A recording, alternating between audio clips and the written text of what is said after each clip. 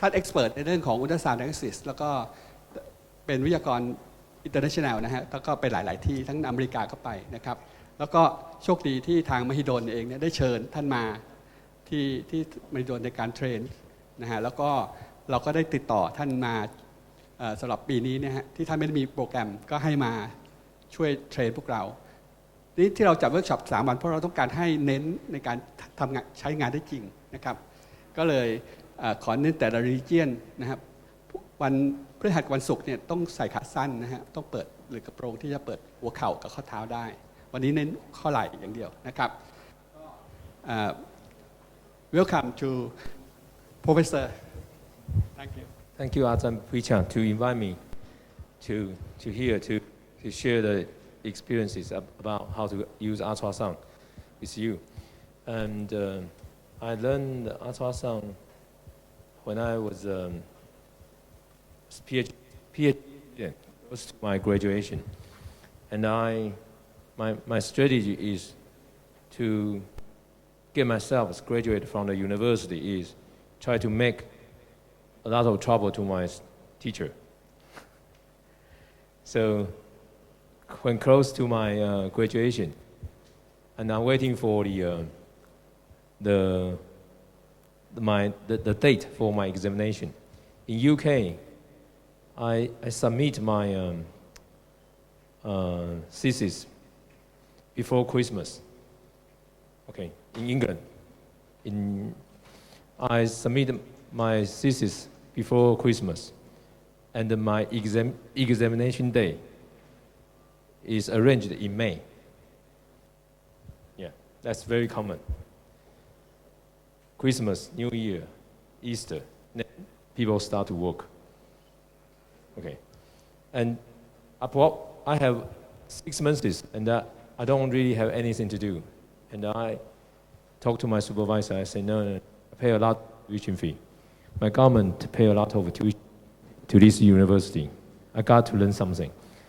And he told me, okay, go to learn ultrasound. You will need it. So I learned how to use ultrasound when I was a PhD student. And there are 6 students in one class. Only 6 students in one class. My teacher, he's a radiologist, just me, physical therapy. And they asked me, why you are here? They never heard anyone, any physical therapist to learn to use the ultrasound. I said, my teacher told me it's going to be very helpful. And he's right. He's right. And we are going to share some basic knowledge about how to use ultrasound this morning. In the very beginning, the course will be very intense, believe me. And I have my friend, my colleague at Mahidol University, we have practiced for today and tomorrow and Friday for 2 days. So before you come to here, we already practiced 2 days for you. Yes, believe me. So they are a bit tired, but they are very good now. So if you have any questions, you can ask them or me. Okay. Or let's sit on the back. Yeah. Welcome the staff from Mahidol University. Yeah. Thank you very much. Thank you for your help. Okay. So I also told by Ajahn Puichang, most of you are going to join the 3 days class, right? So we can skip the first part on the second day and the third day. So we can have more time to practice the basic skill. Okay? So if we don't have anything that you need today, you probably can get the equipment you need. For example, I took this from Mahidol University yesterday, so you got to help me to return this on Friday, okay? You are going to need this. Okay. You are going to need this. Saraben, I know some of you live in here, so you can get, if you can get this today, you can get tomorrow. Marker pen, okay? A polo t-shirt, shirts. And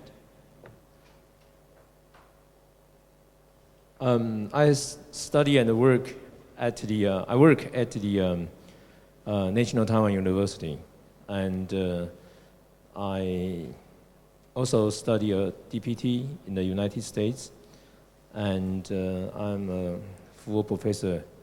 Luckily, I'm a full professor at my department, and please let me know if you have any questions about my career. Right. Why we are going to use ultrasound for our clinical work? About 207 a physical therapist in United States. He said, okay, the advantage to use ultrasound is because it's high resolutions. Okay, high resolutions, and the okay, if you see anything in bold, that's the easy way to remember the notes. Okay, if you cannot remember this one, no worry, just remember this. Okay, if you cannot remember anything, just remember the notes in bold. Okay. The ultrasound provide very high resolution imaging. The resolution is about 0.5 millimeters. My colleague, she used the best MRI at NTU. The resolution is about 0.7 millimeters MRI. Okay. So, and also has the ability to image the motion in the real time. Okay. So, the frame rate of ultrasound is about at least 30 frames per second. So how about the MRI? Do you know the MRI, the frame rate? 0.9 frame per second. So ultrasound is 30 frames per second. So you can easily to check the motion of the soft tissue, okay? And also help you to facilitate the dynamic assessment. So today, this afternoon, you are going to use ultrasound to measure the subacromial distance. Okay, but don't worry, they will help you. The staff, the Mahito staff will help you. Okay, and also check the morphology and the symptoms. So you can press or palpate the soft tissue that show abnormal signs in the ultrasound with your manual skill. That is very, very important.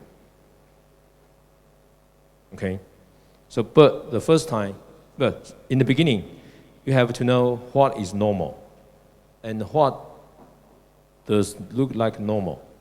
So you check by manual therapy, but manual skill or physical therapies. Okay, and it is minorly affected by implants. That's a huge advantage compared to the MRI. Okay, anyone have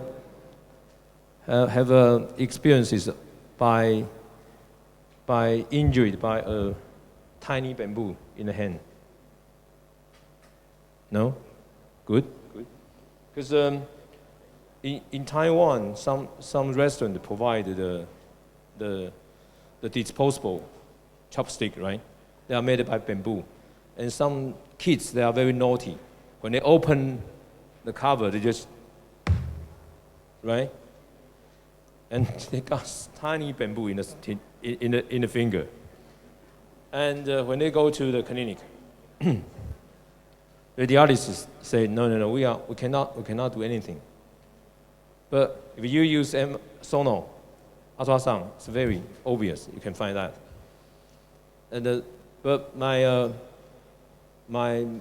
most remarkable memory is not bamboo, it's hair. Do you know that sometimes hair injure your foot? No? Especially the white hair. It's almost invisible. But you use ultrasound, you can find the place where the hair get into your foot. Okay. And you can also carry out the image guide treatment when you complete your evaluations. For example, if you find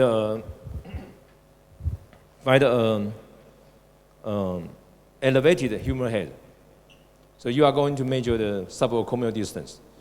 If you find that the patient's subacromial distance is reduced, you can use the inferior glide and check whether the inferior gliding works immediately. Okay? And also, you can,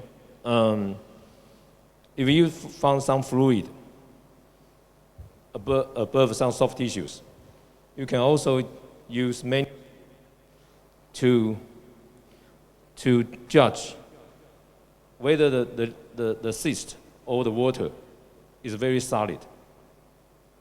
Okay? And you also, something like, for example, okay, I have a patient, she is the mayor's wife. I cannot tell you which city because for her privacy. And she, of course, she's an important person to the hospital. And she complained after the surgery. She has some strange feeling in her knee. And my colleague bring her to me. And we use ultrasound, we find there are some effusions in her knee after the operations. That's very common. And we use ultrasound to check. When we use the probe to press, can the water disappear? If the water stay on the same place, that means the cyst is very solid. Okay, and then no way to get out. No way to get out. So, you can use to judge and to combine with your examinations and to decide your treatment procedure. That's very important. And no contraindications so far. Basically, if you are an orthopedic physical therapist and you would like to use ultrasound for your clinic and research, you would expect to have a range about above 5 at least. Usually I will recommend 7 to 12.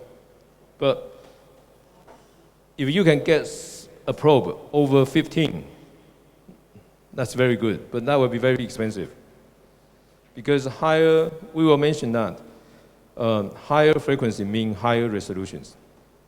Higher resolution does not come with cheap price, okay? And 2007, a research in United States, he thinks the purpose of the ultrasound include assess the soft tissue morphology, muscle morphology, and to guide rehabilitation decision making. That's very brief, but very good. And another guy in the United States, the condition for physical therapy to use the ultrasound are very different among countries. In the United States, physical therapy use ultrasound has to be avoid some conditions because the radiologists in United States are very strong.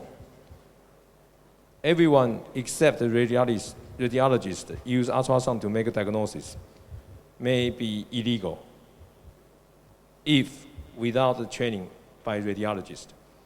For example, if I'm a cardiologist, I would like to use ultrasound for my patients. I have to be trained by radiologists first, something like that. Okay, but it's totally different in Europe. The Europe is quite, I don't know, situation is different. My classmates, students, they use ultrasound in Holland to make diagnosis, and they charge the patients. And I tell them what is the disadvantage about physical therapies using ultrasound in Holland. They say probably mainly is they have to take the risks by misdiagnosis. Okay, so basically the training is 200 hours. I had my 200 hours training in UK before. So in Holland now, if physical therapy would like to use the ultrasound for their clinical services, they have to have 200 hours training as well. But it's okay, it's okay. So a researcher in United States, he used ultrasound for abdominal core muscle training, okay? He said, here, he is focused on this. So he wrote down this. He said, the ultrasound is very good to understand the relationship between motor control and the abdominal muscle function, okay? And it's also helpful to determine which patient will get benefit from the treatment, and also enhance the efficiency of the biofeedback, and also helpful to document everything about he wrote is about the abdominal muscle training and the biofeedback, but he used another word about RUSI, rehabilitative ultrasound imaging, because use this term is more safe in the United States. If you use MSK ultrasound, the radiologist will be unhappy. Okay, so if you see anything about RUSI, that means ultrasound work has been done by the United States. But I don't like this one because I was trained in Europe, and I hope we all got the condition of free to use ultrasound. Okay. Okay, the easy part is going to be ending from now, so we are going to start some difficult part. The devices on your desk include at least 3 parts: the central device, the monitor, and the probe. The central device makes the probe to generate some sound wave, and the sound wave transmitted to human body and produce echo in the interface between tissues with different acoustic resistance. Okay, if the tissue A and tissue B, the acoustic appearances are the same, there will no echoes. So the echo was produced in the interface between tissue with different acoustic appearance. So what you are going to see is, Zhang Weiqiang. Thank you. So what you are going to see later will be skin, subcutaneous fat, okay, super aponeurosis, and maybe deep aponeurosis, then bone. So please remember these 5 tissues: skin, subcutaneous fat, and the superficial aponeurosis, deep aponeurosis, and bone. Okay, so if you forgot, don't worry. The Mahido staff will remind you in a very polite way, right? Okay. All right, okay. So But the sound wave, the energy of sound wave reduced when passing, when transmitted to the body. So, as well as the echo. So we need to augment it. We need to enlarge the size of the echo with two strategies: general gain and time domain gain. Sorry. But before we look at the device, we have to know some skill about using ultrasound, because you will be very tired 10 minutes after. So I have to explain the skill first. On the slide, there are only 3 skills on the slide, but actually there are 4, 5 skills, basic skill. But today we are going to show the 3 skills first, but I'm going to introduce all of them. The first one is sliding. Sliding helps you to find the corresponding tissues. Okay? Tilting helps you to find the correct angle for ultrasound sound wave. Okay? And the spin. Spin helps you to check the soft tissue in longitudinal view and axial view. Okay? In some cases, you need a skill of heel lifting. Heel lifting. Like this one. Yeah, heel lifting. Okay? And the fifth one is very difficult. It's called heel toe walking.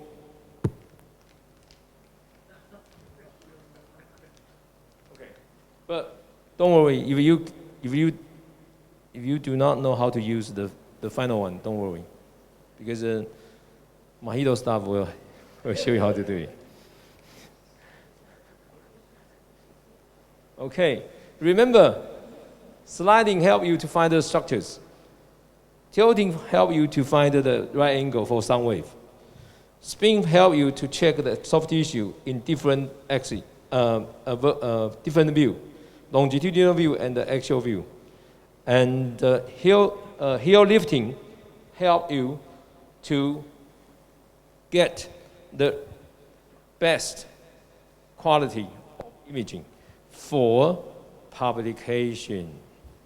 Okay, anyone who are here today to learn the ultrasound just for clinic, nothing about research, please raise your hand.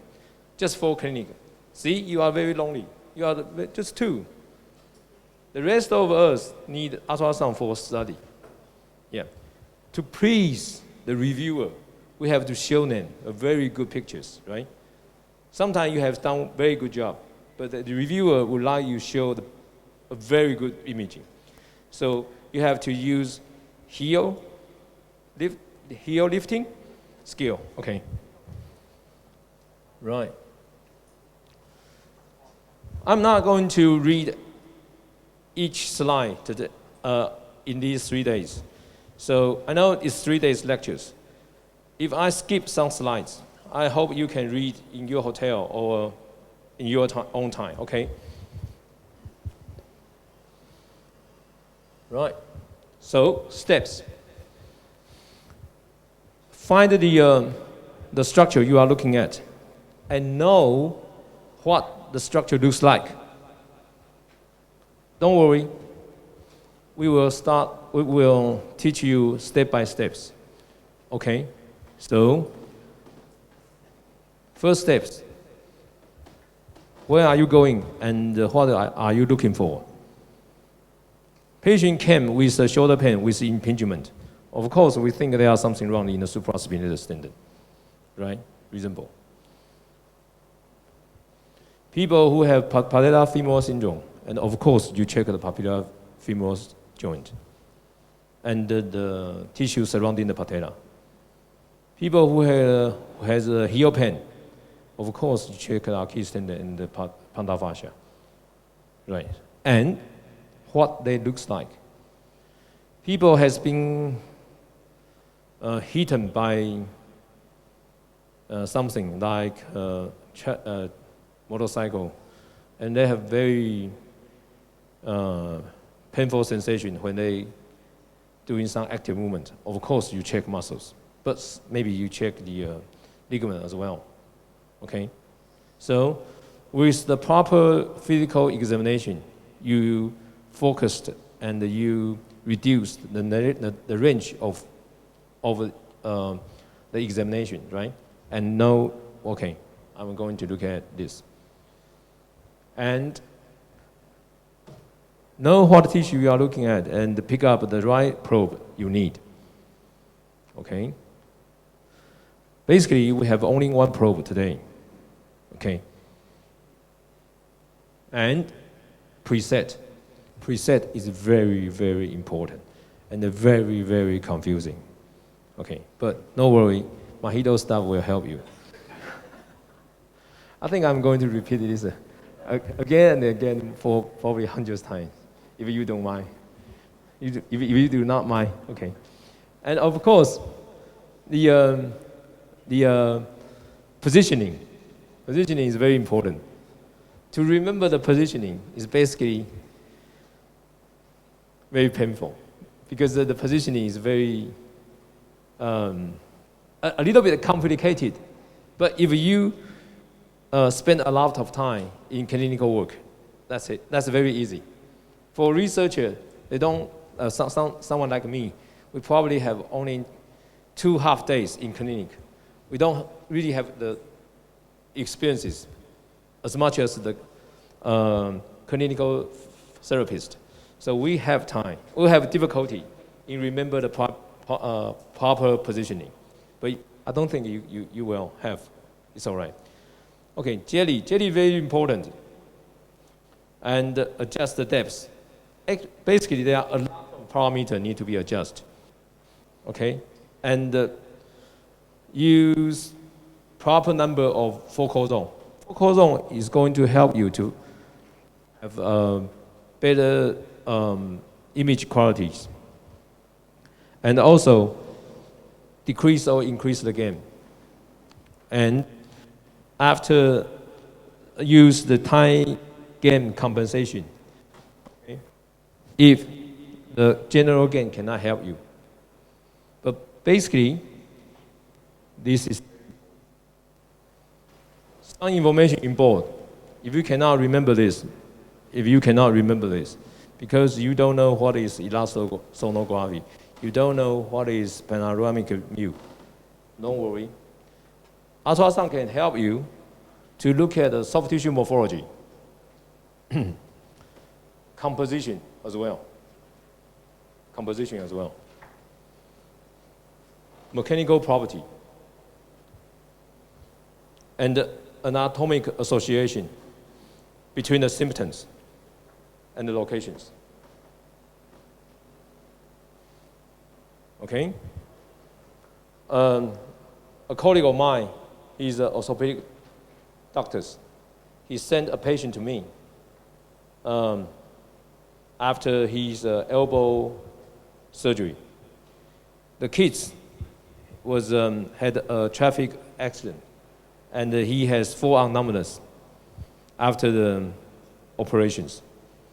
But the orthopedic doctor, my colleague, believed the surgery is perfect. Nothing wrong with his surgery. And he sent the kids to me and asked me my help. I said, no problem at all. I'd love to. And use ultrasound to check his elbow. And I found that the ulnar nerve should be located. When you bend your elbow, the ulnar nerve will move from the lateral side to the medial side. And the gliding is disappear. And the stop by the scar. Right. So I told my colleague, can we remove the scar? And he said, no worry, We don't need to move. There we can inject some enzyme to digest the scar. And 2 weeks after, he's very happy. And my colleague told me, see, I told you, my surgery is perfect. Okay, something like that. It's very useful. Okay, morphology, mechanical properties. Mechanical property is very important, okay, especially for the joint stability. We had a case yesterday. His ATFL is swollen. So of course, the mechanical property is reduced. And we also checked some other things, and we found the fibula head probably moved anteriorly. So very important. And also found the change of the soft tissue, sometimes include bone as well. And we can predict or ask some information and about the dysfunctions. Okay, for example, can the case squat deeper? Because we believe, okay, sorry, because usually when the fibula head move forward, they are going to stop the dorsiflexion. So the case should be not able to squat deeply, and okay, we get the association between the dysfunctions. Okay, so it's very, very useful. And if you are dealing with patient with acute problems, okay, you may need use pulse wave Doppler to look at the blood flow velocity.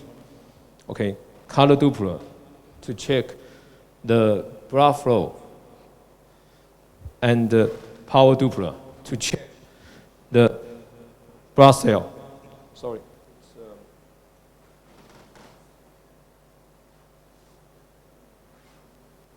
Okay. Okay. For example, I help my friend at another private hospital. Of course, there are some important sponsor to that hospital, and one of the sponsors asked the hospital to help him to complete 6-day cycling in France. Okay, so the hospital staff has to help the sponsor to complete the task in France for 6 days. The sponsor like to keep cycling for 6 days in France, and the hospital staff need to help him. Otherwise, they're about money. Yes, I know. And my friend told me, what should we look at and look after?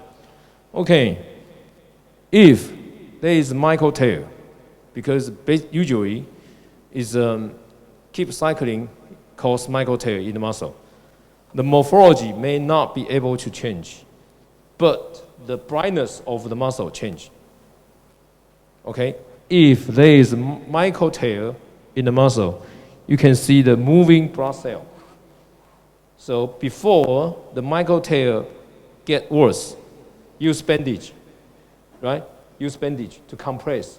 Okay, luckily, the sponsor is very happy and satisfied with their services. Good.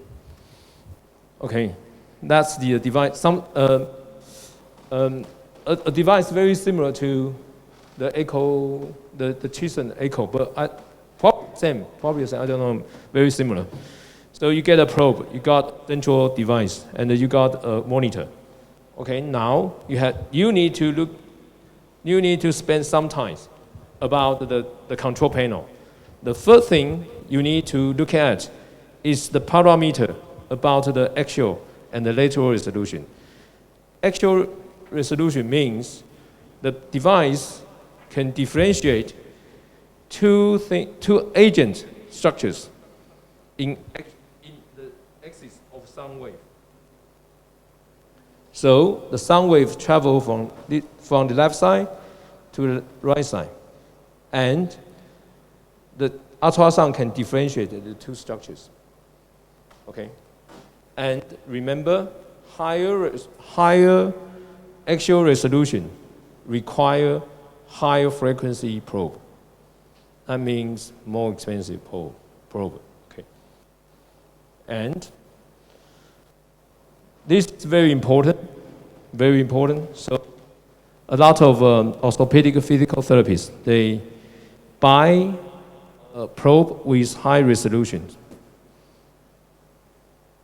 for their clinical work. For example, when I was young, I focused on the shoulder. Why? It's 5 to 12 megahertz. Okay, my colleague, some of my colleagues, they are very rich. They were very rich. They are still very rich, and they don't want us to compete with them, right? So they carry out study on the finger tendon. 15 megahertz, because they are rich. Now, a friend of mine at another hospital would like to study the subcutaneous fascia, 20 megahertz. Yeah. But the most important is not tool, okay? That's my theory. Yeah. Okay, so about the lateral resolutions. The ability of a device to differentiate two adjacent structures in an axis perpendicular to the sound wave. Okay, it depends on the width of the probe. So, some research group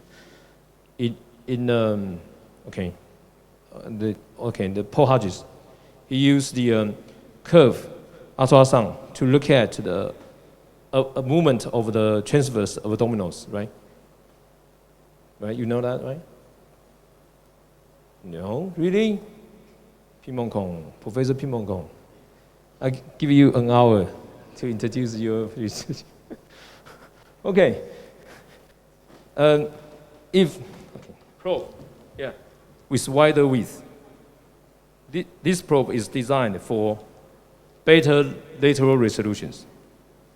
Okay, but linear probe, like you got here,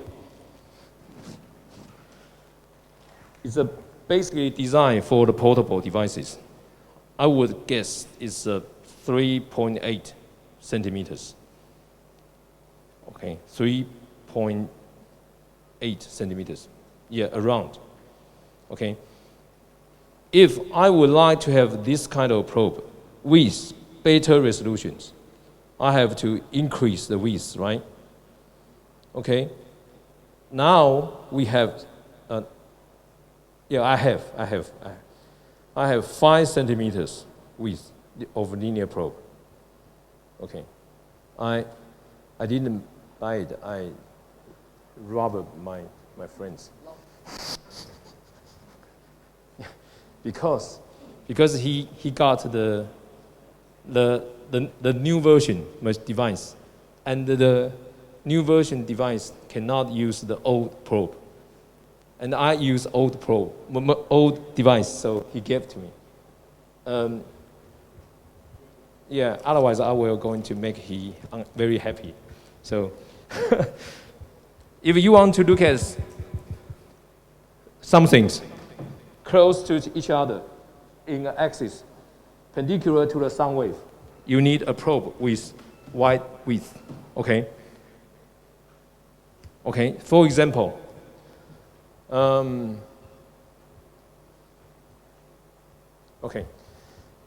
if some of you would like to see the abductions, the movement of a human head, a very tall guy,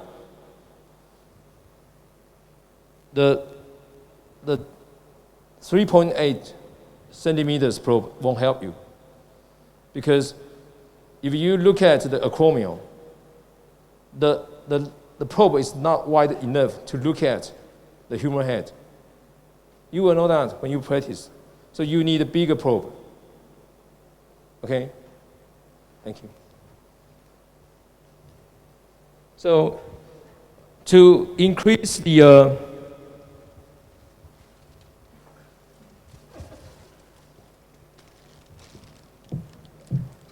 lateral resolutions, you have to increase the scanning line of the probe. Scanning line equal the maximum scanning line equal to the number of the crystal in the probe. Okay? So better lateral resolution mean greater number of crystal, mean more expensive.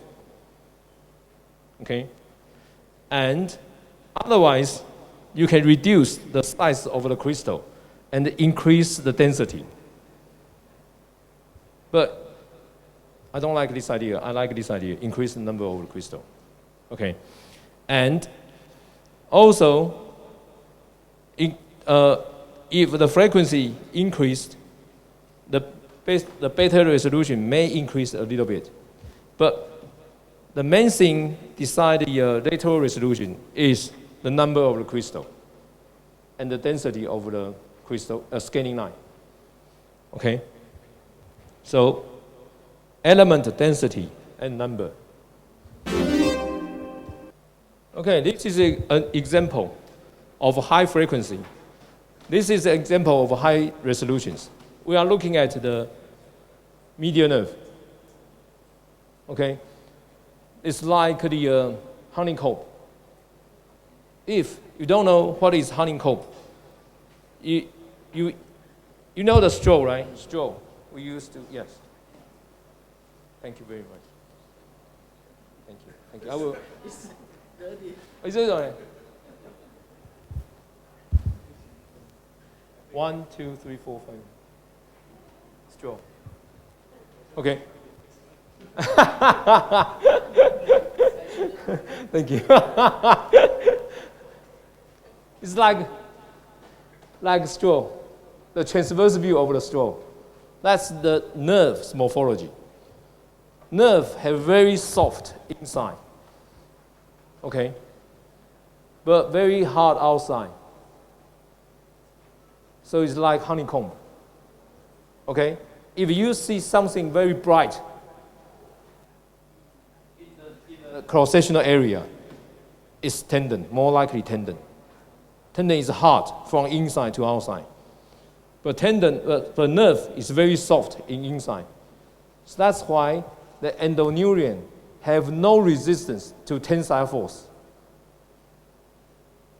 Okay?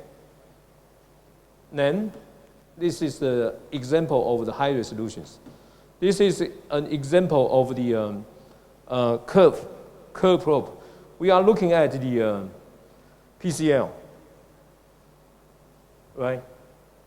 We demonstrated yesterday, right? Very dark. Basically, the tendon and the ligament looks very bright in ultrasound. But in the cases, if the tendon and the ligament are curved, it looks like dark. Another example is the surrounding or adjacent structures. We need to have a high resolution probe. If we are looking at something deep, we need a curved probe.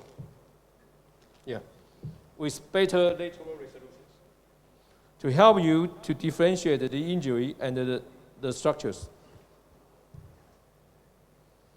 Is the speed okay? Not too slow? Okay, good. Okay, the probe. There are many different kind of probe. Okay, and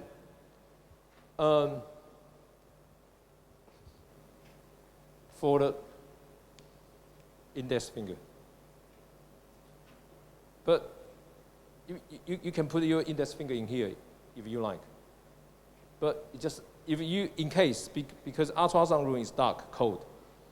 So if you, in case, you cannot find the orientation of the probe, just touch here.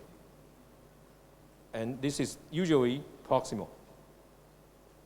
Okay?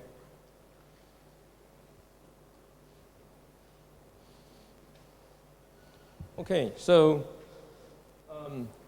if you are looking at something is moving. We are going to show you later, like muscle. You probably need to reduce the scan depth. You probably need to reduce the line density to increase the frame rate to 50. So people who in this room who also use the EMG. No? You use EMG, right? Okay, thank you. The frequency of EMG is 1,500. Okay. If I'm going to use the ultrasound, they too need to be synchronized. So in some cases, I may need to increase the frame rate of the ultrasound. Okay. But today and tomorrow and Friday, we don't need to increase the sampling rate. So that is okay. But we are going to increase the number of focal zone, of course, to help us to learn the morphology of soft tissues. I think this device can reduce the size of the view, but we don't want to do it because we are in the first stage of training. So this function we are not going to use in these 3 days lectures. But you need to know how to use this one, and you need to know how to change the depth. Okay. If you cannot read this, don't worry. We are going to look at important parameters that you are going to use. The first one is dynamic range. Dynamic range. If you increase the dynamic range, you are looking for something bright, like a tendon, like a ligament. Okay? If you reduce the dynamic range, you are looking for something dark, like water, cyst, fluid.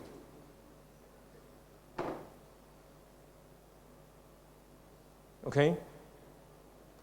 If you would like to fine-tune, just fine-tune the brightness and the darkness, you use the gray map. Okay? If you want to have better age of soft tissue or tissues, you use compound technology.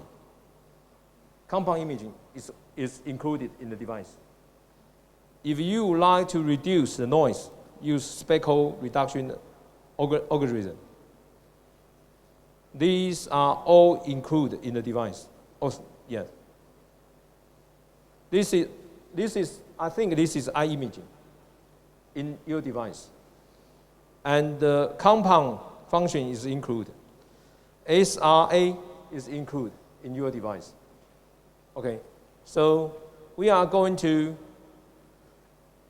increase for the shoulder joint. We are going to look at the tendon. Tendon is bright. So we are going to increase the dynamic range. We probably keep the gray map unchanged. And we are going to turn on this spatial compound technology and going to turn on the speckle reduction algorithm. Okay? So, and we're also going to increase the focus zone to 302. What? Yeah, what do you like? What do you like? 302 for name. 2? Okay.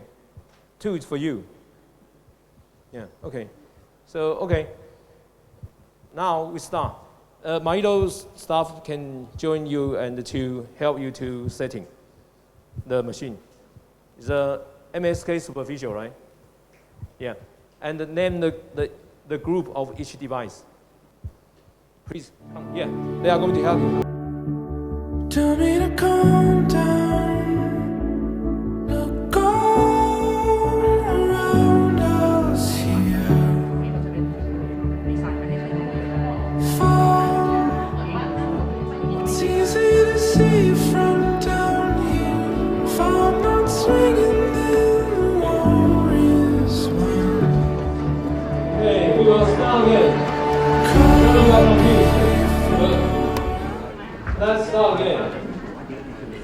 There is a knob.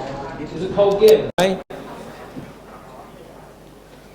Did you find the game on the machine, right? On the device? Cool. And also STC, right? Don't touch it. You don't need it. Dynamic range. We increased the dynamic range over 100, right? We did not touch anything about the eye imaging. We switch on the the compound function, right? And we switch on the speckle reduction algorithm. Okay. You may not. You may are interested about why we are doing this. Okay, because it's about the level from totally bright, 100% bright, to 100% dark. The more level you got, the more detail you will have. But sometimes details mean noise. So we have to turn on the speckle reduction algorithm, reduce the noise. Okay, but if you are looking if you are looking for something looks like noise, my colleague, they get the best device of ultrasound in the I don't know the name in English. I don't know how to pronounce it. They check the breast for ladies. Okay, use ultrasound. Okay. Yeah. And sometimes they're looking for some structure like noise. So they don't switch off the speckle reduction algorithm. Okay? But in tandem, if you have very high resolutions probe, something like a student just came to me and asked the roughly axial resolution about the probe. Okay, and if you are looking at the intratendinous disorganizations in athletes, okay, you probably need a probe between 12 and 15, because that gives you a lot of details with the help of increasing dynamic range. Okay, you need a lot of detail. But if you do not need a lot of details, something like fluid sometimes is a quite simple structure when compared to the tendon and the muscles. Fluid, if we are looking at a fluid, we look at the homogeneous or heterogeneous. If the fluid is two-layer, sometimes lipid and blood. The lipid sometimes came from the fracture side. Okay, and if the fluid or the cyst contain the septins, that means chronic inflammation of the synovitis, like the synovitis in the NEOA patients. Okay. So, if you are looking at the tendons, increase the dynamic range. If you are looking at the fluid, reduce the dynamic range. If you need help to differentiate the adjacent the tissues, you use enhancement or age enhancement. Okay, if you want to increase the frame rate, you can reduce the density. But we are not going to reduce it, so just keep it.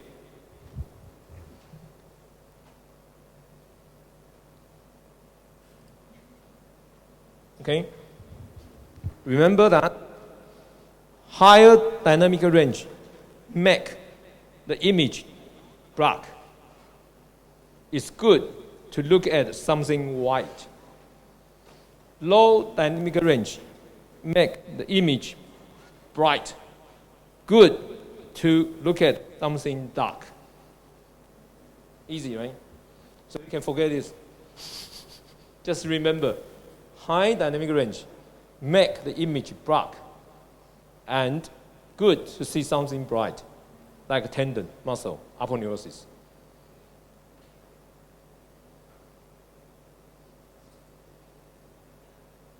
Okay. Use ultrasound. I ask my student to measure the stiffness of the tendon and the aponeurosis. And I ask her to compare which one is stronger. Okay? Can you guess which one is stronger? The tendon is stiffer than the deep aponeurosis of the muscle or not? Which one is stronger? Tendon, aponeurosis. If you think tendon is stronger than the muscle aponeurosis, please raise your hand. Okay, good, very good. If you think the muscle aponeurosis is stronger than the tendon, please raise your hand. Good. 3 times stronger. Yeah, it's good, right? Yeah. Because the muscle would like to keep the pennation angle functioning. So the muscle aponeurosis is stronger than tendon. And that is confirmed by another group in Denmark. Okay, this is an example of white, low dynamic range. Good to see something dark. Right? Sorry, high dynamic range, dark. Good to see something bright. High dynamic range, dark. Good to see something bright. So, high dynamic range, dark image. Good to see something bright. Low dynamic range, bright. Good to see something dark. Okay? It depends on what structure you are looking at. This is another example. Dark, high. Okay? Good to see bright.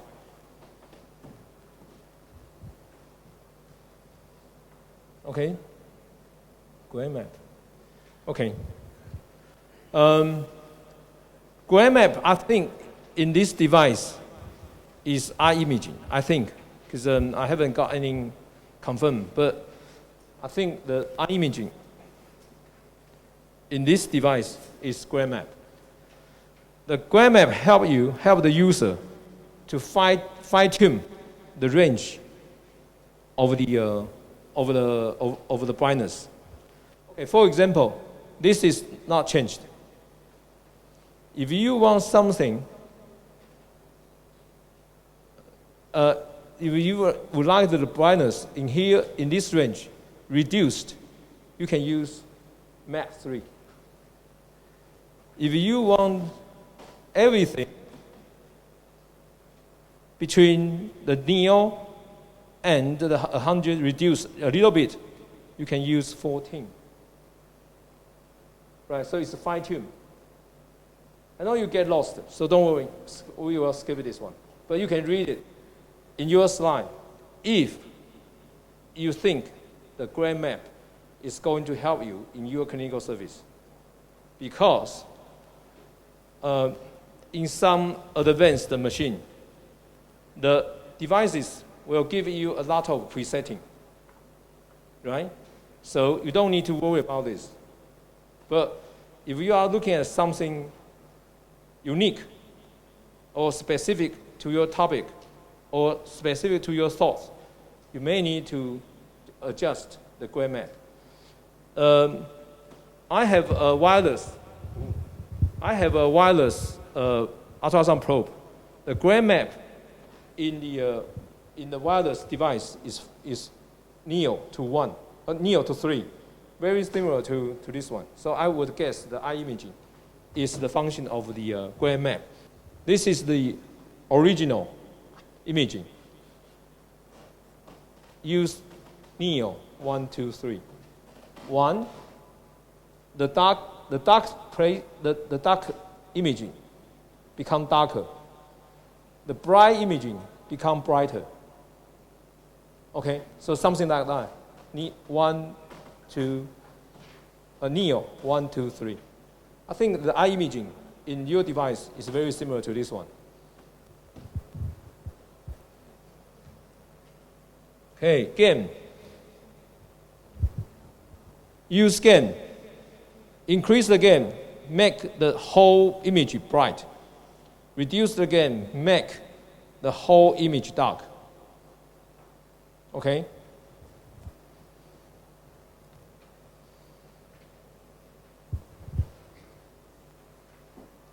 Too much gain, too bright. The gain is not good enough. Too dark. Okay? Again, too much gain. The gain is not high enough.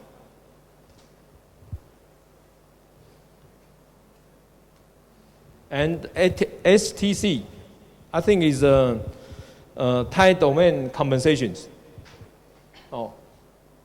TGC is a very common abbreviation on the device, but I think this device named this function as STC. Right. If you move the knob to the right, you will increase the amplitude over the echo. For example, in this device, the knob in this picture is moved to the right side, and at this level, the echo is increased. But the knob here was moved to the left side, so everything here is dark. So dark, dark, dark, dark, bright, bright, bright, bright, dark, dark, bright, dark, okay, dark, dark, bright, bright, okay, bright, dark. So if you want something in the deep structures, you want something from the deep structures, you have to move the knob to the right. Okay, but for the examination in the shoulder joint, the depth is between 5. Very few people use 5. Most people use 3. The depth is only 3 centimeters. So we don't need to use this function at all. So just keep it in straight. So that's why I told my colleague at Mahidol University, today, this time, we do not touch this one. Keep it straight, okay. Okay, good. Okay, please draw this line in your slide, in your notes. Okay, the knob is moved to the left side. The knob in the bottom is moved to the right side. So very bright, very dark. Okay, basically this is an exercise, and this is the answer. So you can test when you test yourselves. When you look at an image like this, what's wrong with the game? The game is adjusted in this way. This is wrong. Okay.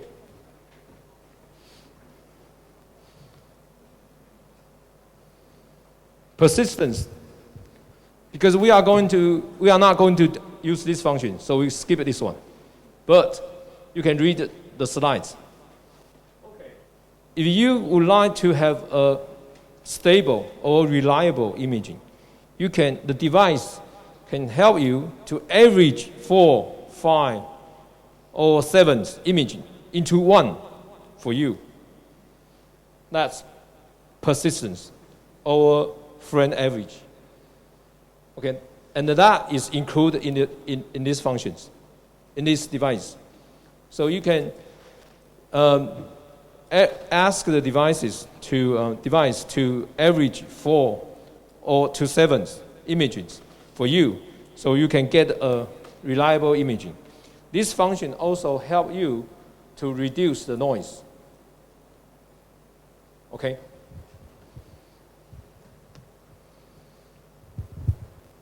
I can't find any function in this one, so it's okay. We skip this one. And someone was asking about the age or the enhancement. Okay, this function is designed to differentiate the echo signals from 2 or more than 2 adjacent signals by using high frequency signals. For example, if I stand on here and I'm very close to the table, and I can switch on the enhanced functions, so the echo transmit to me, to the table, and the sound wave transmit from my left side to my body, to the table, and the echo return to the probe. The echo is calculate a higher frequency, so the device can help me to measure the distance between me and the table. Okay? So we switch on and we increase the level of the enhancement, right? 2 to 4? Yeah, 4. Yeah, thank you. Because today we need this function for the subdeltoid bursa and the supraspinatus tendon. They are very close, right? Good. Okay. In the case of PCL, if you are checking the PCL for a very tall, strong guy, the depth is over 5 or 6 centimeters. Usually, when we look at the PCL, the depth is fine. The PCL is located 4.5 centimeters deep from the skin. If you are looking at someone very strong, very tall, the depth may be 6. So you can switch on the tissue harmonic imaging. The echo return from the PCL will be analyzed with a harmonic component. Okay, speak straightforward. If the probe is sending 5 megahertz sound wave to the tissue, okay, the probe will listen to 10 megahertz echo. So that will help the device to differentiate the structure in deep. Okay, so PCL, for the case of the PCL, sometimes we switch on the tissue harmonic image function, but not all of them. I think in this room, none people need to switch on the tissue harmonic image function for their PCL. But if you are looking for someone tall, strong, you may need to switch on. Okay, so I need to be briefly. If you use tissue harmonic imaging, okay, basically you are looking at the device is looking for twice of the transmitted sound wave to help you to look at tissue in the deep. Okay? But for the shoulder, most of the structure are very superficial. So we don't need to switch on the tissue harmonic imaging. Okay, very close to finish for our first steps. Okay. This device only provides the pulse wave Doppler. And pulse wave Doppler is designed for the broad velocity. And if you are using the pulse Doppler functions, you are looking at some figures like this one. This is the peak velocity of the blood flow. And they are unit. Unit is about meter per second. Okay. I think here most physical therapists are interested in orthopedic injury, right? Okay. Can you tell me anything, any cases in your experiences, you think they also have some blood vessel problems? Okay. Posterior knee pain associated with popliteal artery impingement. See that? Occlusions. Patients have orthopedic problem or orthopedic-like problems because they have injury in their circulations. Okay? And I know some people ignore this kind of possibility in their clinical services, but there are some, okay? And thoracic outlet syndrome, right? Thoracic outlet syndrome is a case in our clinical services for orthopedic PT, right? Thoracic outlet syndrome. Basically, the brachial artery is affected. So, do we need to change the decreases of the brachial artery? Of course we need. So that can help us. The risks of the patient have the numbness or sensation change in their forearm. Yeah. And after your treatment or your decompressions, the flow increase or rebound. Okay.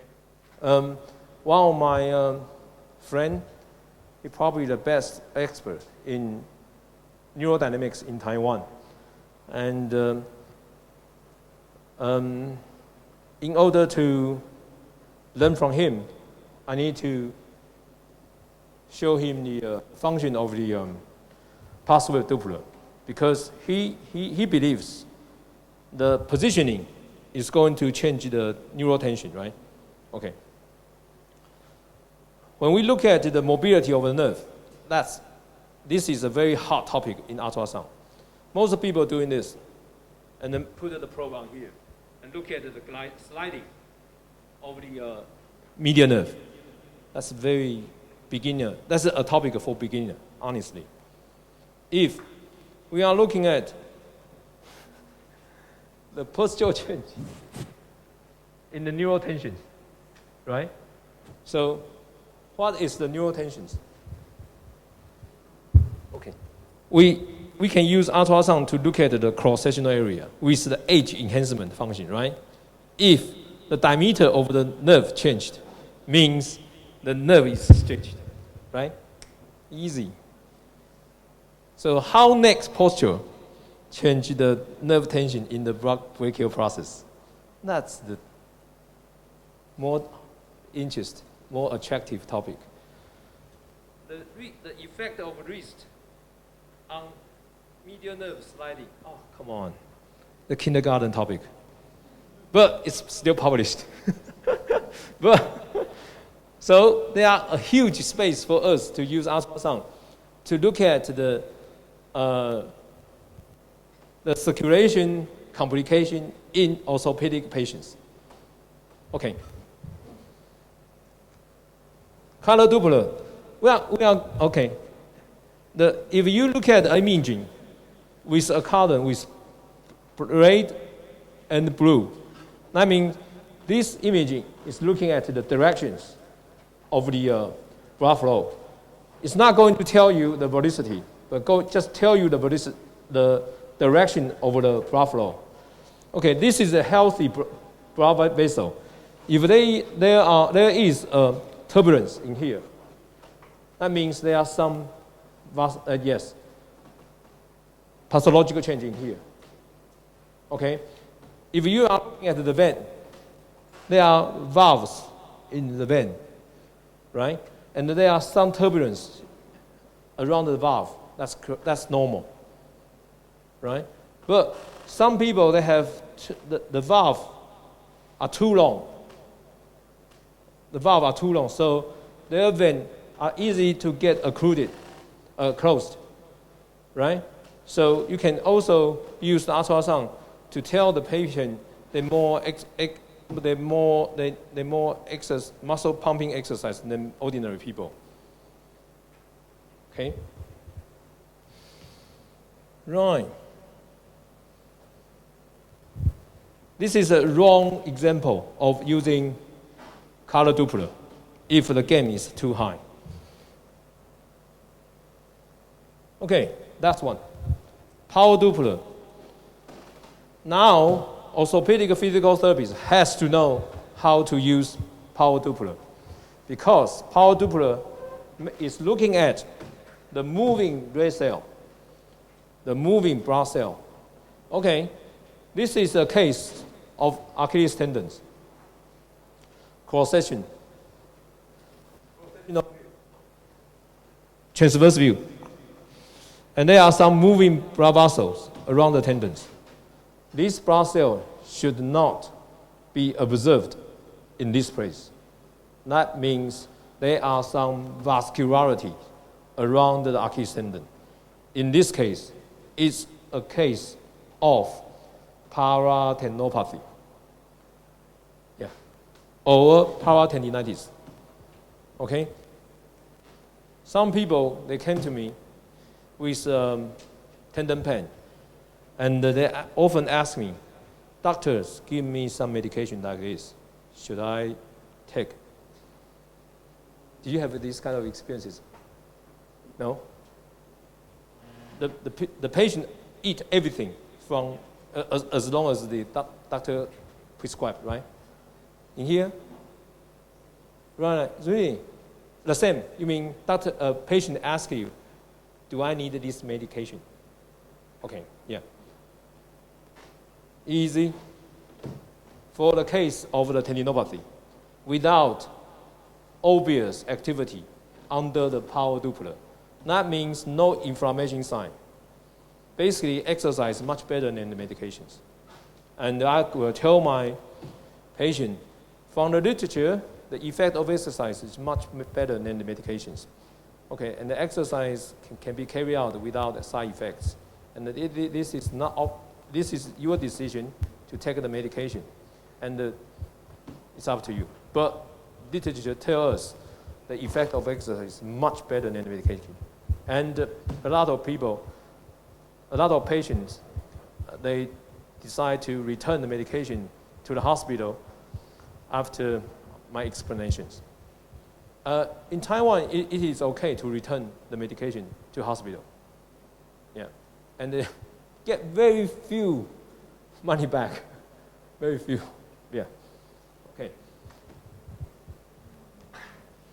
Last one. Cool. Okay. That's the. I think we are very good in tight control, right? Ajahn Pricha, right? 10:10. Good. Okay.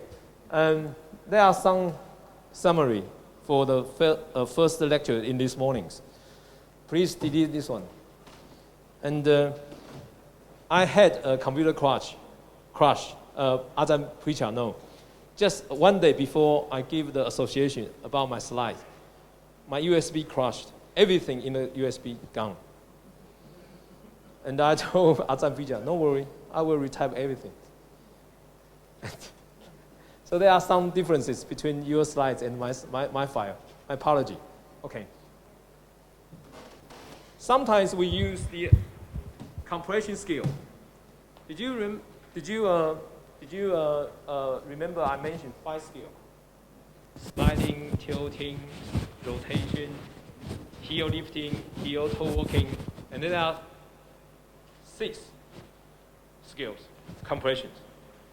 Compression to test the muscle response, and the compression to test the tenderness point.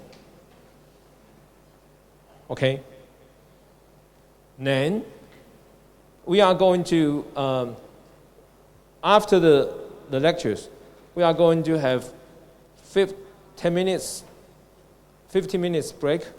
Then, we are going to look at the calf muscle, okay?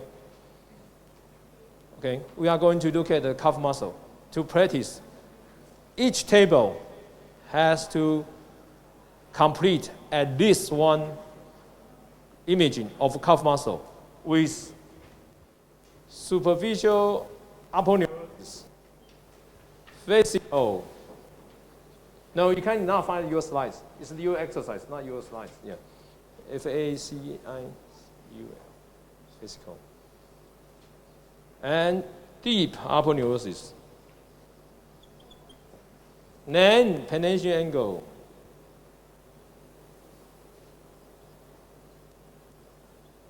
Okay, you can have 10 minutes, 15 minutes break after I finished my summary. And each table will be helped by Mahito staff to complete figures. Oh, okay, so because the width of the probe. Okay, so this is the medial gastrocnemius. And this is the soleus. And this is the part between, behind the tibia, right? Behind the tibia, before the soleus, and this is the tibia. Okay.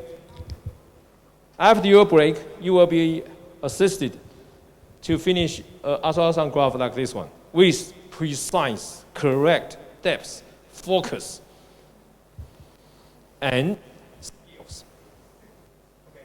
If you cannot do this today or this morning, you compete with your time and money. Yeah, because this is most easy part for our 3 days lectures. Ask the Mahito staff; they will agree with you. Okay, then gel. Okay. Gel sometimes cold in Taiwan, but I don't think it's cold in Thailand. So sometimes we need to keep the gel warm, okay, in our winter time, but it's okay here. Use the correct angle. The angle is very important. The skill I told you, sliding, tilting, rotation, is everything about the angle. With the right angle, you can get the best quality and the reliable imaging. Okay. When you got your device, the first step is establish the inter and the intra reliability. Always like that. Always. This is the most important thing. In order to get the good reliability, everyone needs to follow the standard procedure. Some standard procedure have been modified for the patients, but standard procedure has never been modified for research. Okay? For example, I went to USC, I can't remember, yes, last year. Sorry, I traveled too long. I travel too often. Last year, I only stayed at home for 4 months. Yeah, last year, I only stayed, okay. One research completed by the group at USC, they told me they found that the tension in the supraspinatus tendon is low. They use this position. Of course, it is low, because in this position, the tendon is slack, because it's external, right? To get to the right tension for ultrasound evaluation, the hand has to be like this. But why they use this position? Because they are told by radiologists, this is for painful shoulder. Of course. For research, it's not in the case. So their data get published in Hands, Surgery of Hand, the morphology of supraspinatus research published in Surgery of Hand, because a lot of people know the shoulder, they know they used the wrong scale, not the group at USC, the group with USC. Okay, I have to point out very clearly. Okay, so standard procedure never changed for research. But if you are doing something different, you have to point out what are the differences between the standard procedure and the procedure you used in your research. Okay, let's have a break. Then we come back 30 past 10. Then you will have An hour? An hour? 40 minutes? I think they are 1, 2, 3, 4, 5, 6, 7, 8. Everyone got 5 minutes, 40 minutes. Okay. So we come back 30 past 10. Then we finish our practice 10 past 11. Thank you.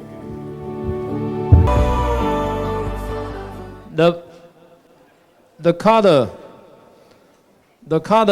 of the subcutaneous fat is black or white.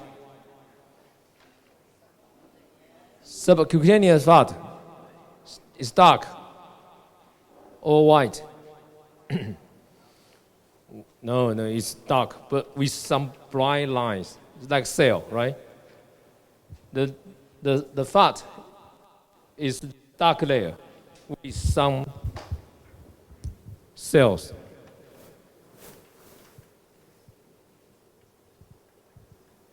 Right? That's the superficial, that's the subcutaneous fat. Okay, sure. Can someone help me?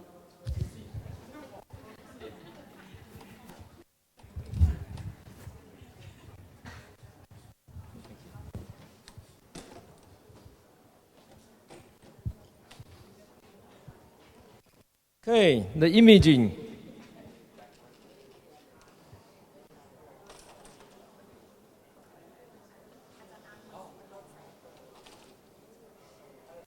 Okay.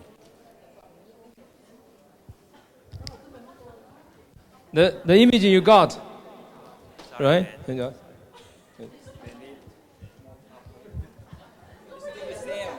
Yeah, I think so. They are trying to make. It's okay. Because otherwise they are going to complain. They cannot see. Yeah. If I stay here, they are going to complain because they cannot see. Yeah.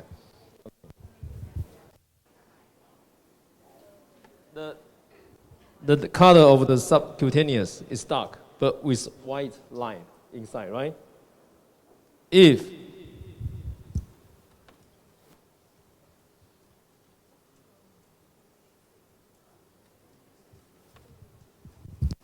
you see something like this, if you see something like this, it may be lipoma. Lipoma. It's most benign, but most benign. Okay, so the information about the fat is very important. Okay, if the fat is very thick, that means metabolic disease or chronic metabolic syndrome. Okay, the visual aponeurosis is very bright, right? And deep neurosis is very bright. Physical, very bright. Physical angle can be calculated. So usually we pick up the physical angle, the physical line in the middle of the window. Pick up 3 and average them. Okay. Then soleus. Okay. Name the fat and the tibia. So is that okay to have a picture like this? Some of you find the vein, right, in the muscle, right? Did you notice? There are a lot of veins in the medial quadrantulus. That's why the muscle pumping exercise is good or important for venous return, because there are veins in the muscle. The muscle pumping can help the blood in the vein move over to the heart. Okay? Did you notice there are a lot of veins in the muscle, right? Okay, good. And there are some, you may notice that, okay, which one is brighter? Medial quadrantulus or soleus? Which one is brighter? If you do not know how to answer my questions, look at the imaging. Which one? Slightly brighter. Slightly. Which one? Soleus. Yes, very good. Typical type 1 muscles. Yeah. Stiff, strong, for posture. Yeah. Okay. If there is a hole, especially in here, where the physical insert is may be related to muscle tear. But if you use color Doppler and find some flow around the hole, that's typical sign of the acute muscle tear. Okay, if there is a hole and can be used by the probe and may correspond to the history of chronic muscle tear, and this is a scar, not fluid anymore, not blood, it's a scar. Okay, so actually this from this point of window, we can learn a lot of muscle profile about healthy and non-spasmodic muscle. Okay, the first stage for learning ultrasound is about knowing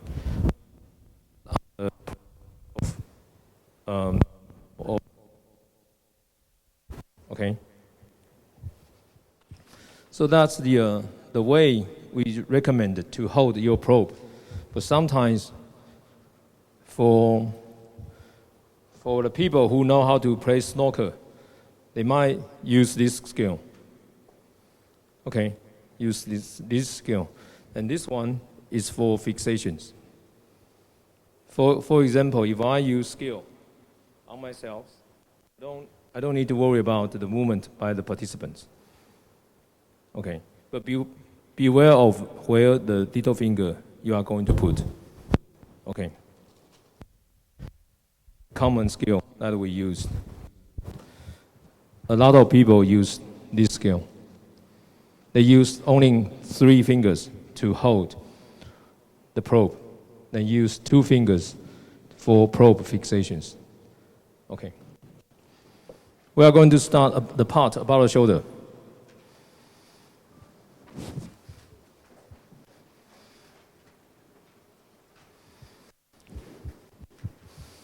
Okay, in order to communicate, like someone knows the ultrasound, we cannot use bright or the dark very often. We need to use the professional keywords or professional term. We start from the echogenicity. Echogenicity means the tissue who can produce the echo in the ultrasound imaging. Okay, so for example, superficial aponeurosis, echogenicity is high, right? Muscle itself, the genicity is low. Physical is high. Deep aponeurosis is high, right? Fat is low. Get it? The tissue who show brightness in the ultrasound imaging, hyperechoic, tendon, deep aponeurosis, superficial aponeurosis. Okay, then the tissue show the darkness in the ultrasound imaging is hypoechoic, like fat, fluid, blood. Easy, right? Exercise. This is the rotator cuff interval. If you are not familiar, don't worry. Just look at the imaging and tell me this is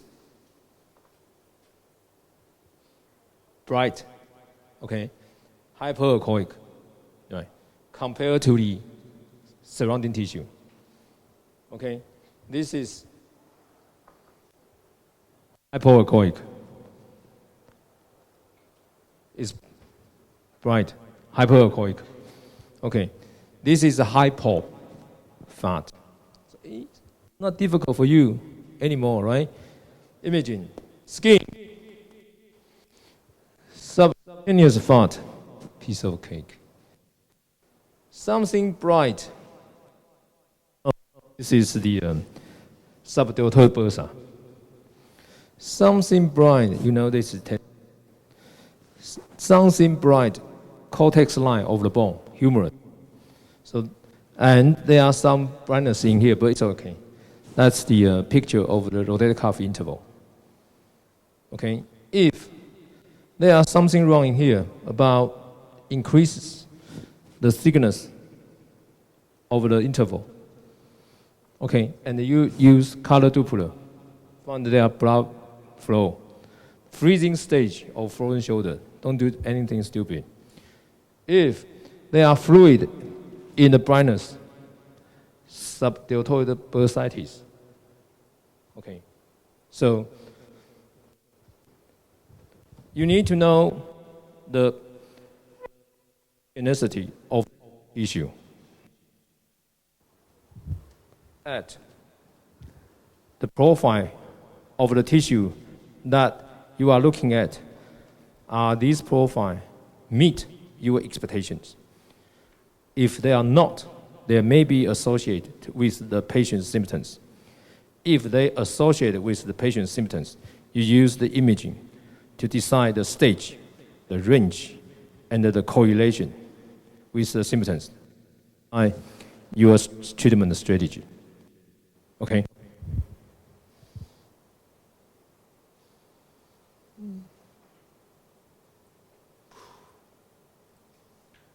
Okay. Isoechoic mean the tissue, the echo from the tissue is no different to the others. So they look the same. Okay? You explained that already. Anechoic.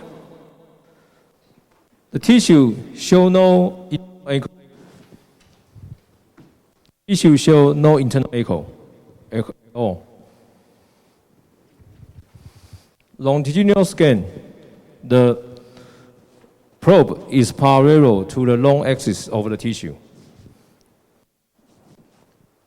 If you turn the probe 90 degrees, you are looking at the transverse view. We also call it the axial scan.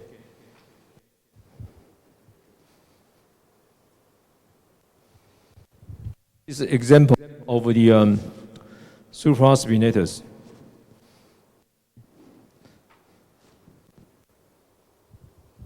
Hey, thank you. Easy. Skin, fat, muscle, physical, deltoid. Size not clear, strange, and some fluid inside. Tendon, oh, it's totally rubbish, disorganized. Bone, no, this is spur. Very good example of supratendinopathy. People come to you, show the shoulder pain. Wow. Typical case of the supraspinatus tendinopathy. And greater tubercle. That's the anterior part of the supraspinatus, the strongest part of the supraspinatus. If patients show some problem in the anterior part, they have serious shoulder injury and shoulder dysfunctions. If this phenomena is observed in the middle part or posterior part of the supraspinatus, sometimes it does not cause any symptoms. So that's why greater tubercle is very important for us to decide the correlation between the morphology and the shoulder dysfunctions. This is a case of a complete tear. And you are going to learn what is the imaging of healthy supraspinatus tendon in the afternoon. So from the slide, from your handout, you will remember, this is abnormal case, spur ruptures.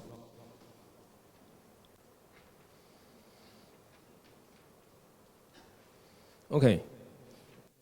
We are looking at the tendon. We need to use the basics very good.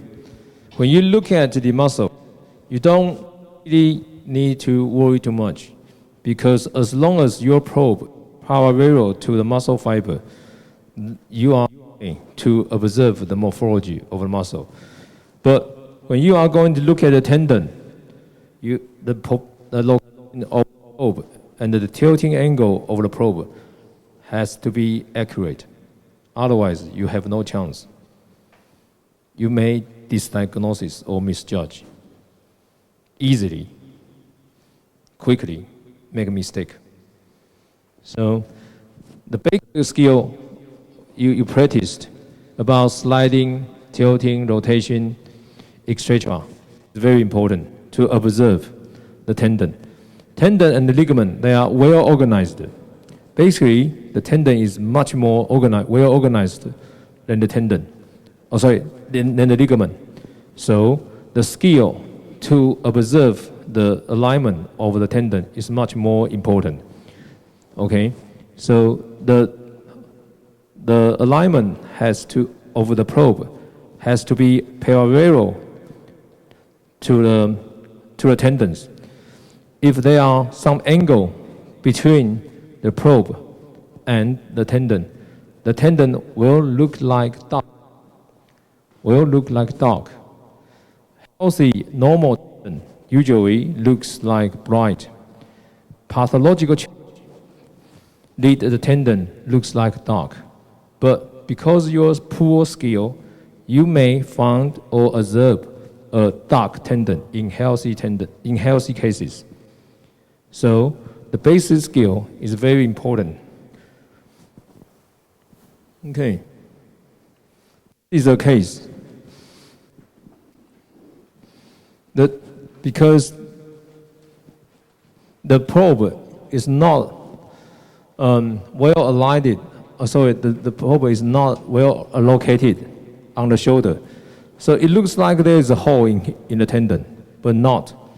When you change the angle of the probe, you find that the hole is actually is caused by the alignment of the probe. The darkness caused by the probe location or angle. Okay, we call it anisotropy. Anisotropy means the darkness and the brightness is decided by the axis of the structure and the axis of the probe, if they are not parallel to each other. Okay, for example, very well, and you have to know the patient positioning very well. The taste problem include the participant would like to see the monitor as well, so they may change their positioning. So you may think, what's wrong with my imaging? It's okay. I will remind you. Okay, the tendon. Okay, I like this image very much. It's 25 years ago, 35 years ago, 25 years ago, 35 years ago. So, okay, it's a long time ago, right? The Gibbon,他wrote the textbook about the first textbook about ultrasound with his device many times ago, with poor devices. He demonstrated the fluid in the retinaculum, and he demonstrated the profile of the synovitis in the extensor tendon. And this is the tendon fiber tendon fascicle in the tendon, extensor digitorum tendons. Very, very good. I think today you are going to do a much advanced device. But without his skill, you probably cannot produce any image better than him. He is very good in ultrasound skill with very poor device or not very advanced device. In 1996, he can observe the alignment of the tendon fiber. So you have the challenge for you today is to observe the tendon fiber in your imaging. Okay, this is an example of Achilles tendon. Without the clear imaging of the tendon fascicle, and there is activity in the power Doppler, demonstrate disorganization, swelling, neurovascularization, and it is an acute stage of the Achilles tendon tendinitis. Because of the neurovascularization, the structure of the Achilles tendon has been jeopardized. So basically, the Achilles tendon is not strong. It's not strong as before. Do not do any high loading exercise with ankle movement. If you decide to do high resistance exercise to your patient because they are athletes, do the isometric, because it is a two stage of the Achilles tendon tendinitis. The structure has been jeopardized by the vessel. Okay. The profile of the tendon, basically, there are no fluid surrounding. If there are fluid, the fluid is very, very few. In a case, the tendon is surrounded by the tendon. The tendon is surrounded by the fluid. That's a case of the paratendinopathy or tendinopathy. In case you have the color Doppler to differentiate.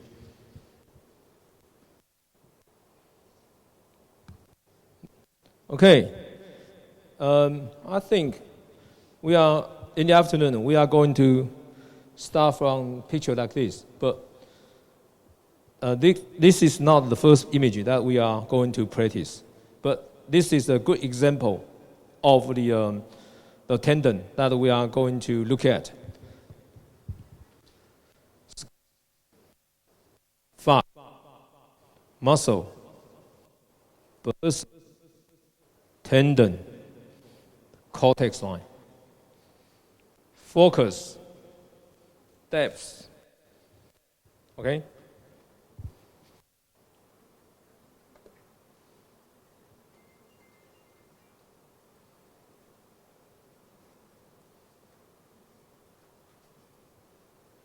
Okay.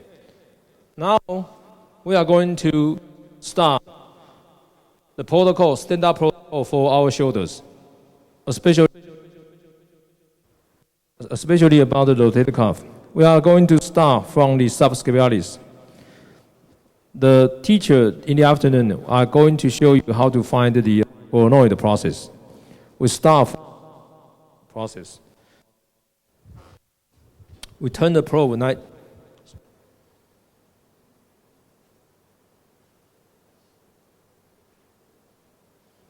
Okay. We find the coronoid process, and the probe is moving down and moving laterally to get a view like this.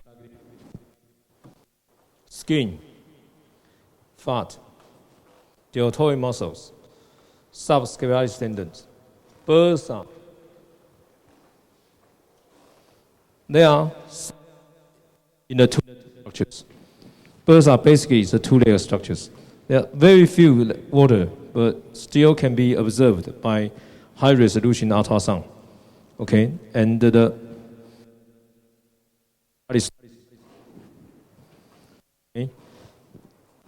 In this view,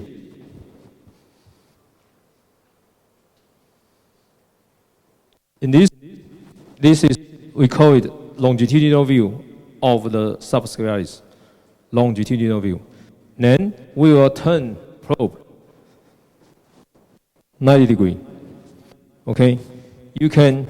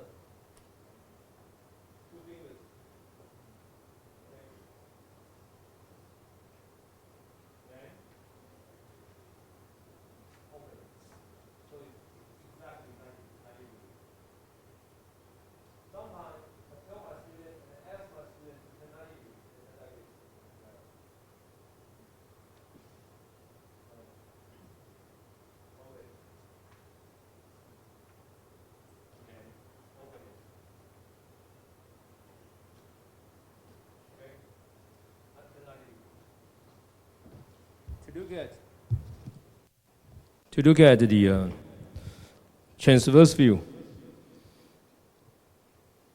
of the subscleralis tendons. We'll have 3 bundles in the subscleralis tendons. When you look at the subscleralis tendons in a transverse view, you found 3 bundles. 1, 2, 3. 3 bundles. Some people have 4, but most people have 3. Okay? If there are tangles in the bundle, one of the 3 bundles, the bundle will flow. We call floating bundles. It's a sign of the subscleralis tarsal tear. Then, your teacher will help you to find the, okay. Are we going to do the dynamic test? Are we going to do the dynamic test? Okay. Are we going to do the dynamic test? You think we can finish the dynamic test? Okay, okay. Then we are going to observe the tendon gliding with the help from the staff at Mahidol University. Then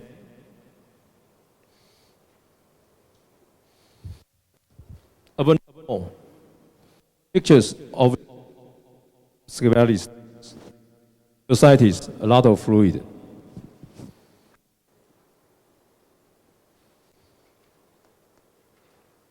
Low dynamic range, right? If you want to look at the fluid. Calcification in the subscleralis, high dynamic range. If you want to see something bright. Cool. Good, good. Okay. About the calcifications. The calcification in the ultrasound, if there is no echoic shadow, because in the bone, ultrasound observes the cortex line of the bone, then nothing else can be observed under the bone, under the surface of the bone. We call it echoic shadowing, nothing behind the bone.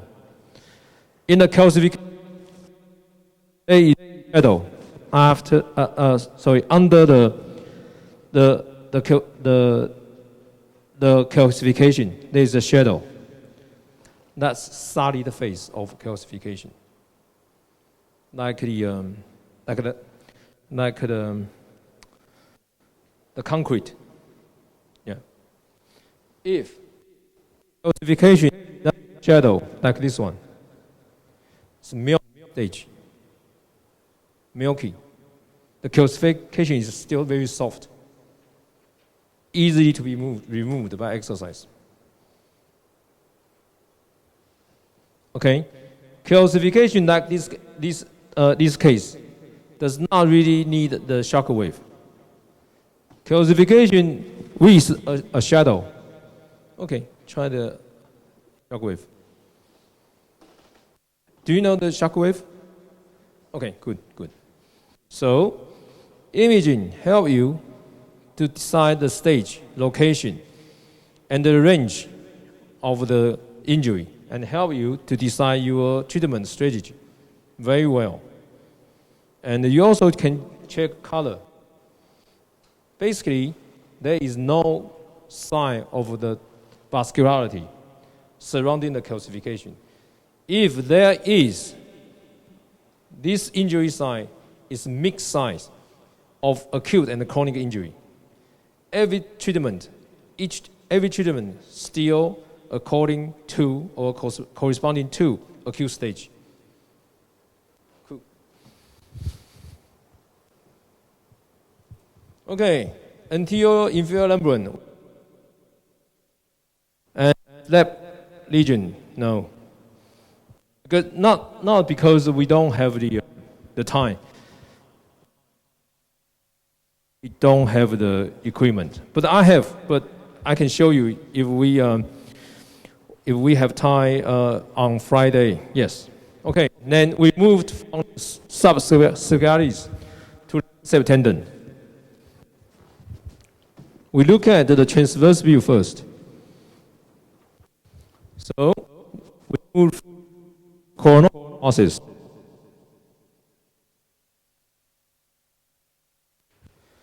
And to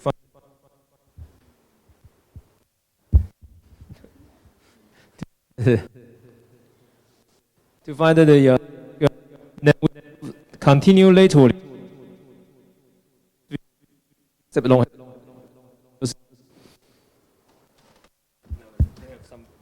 They have same problem. Yeah. Okay, this one. Okay. Thank you. Right.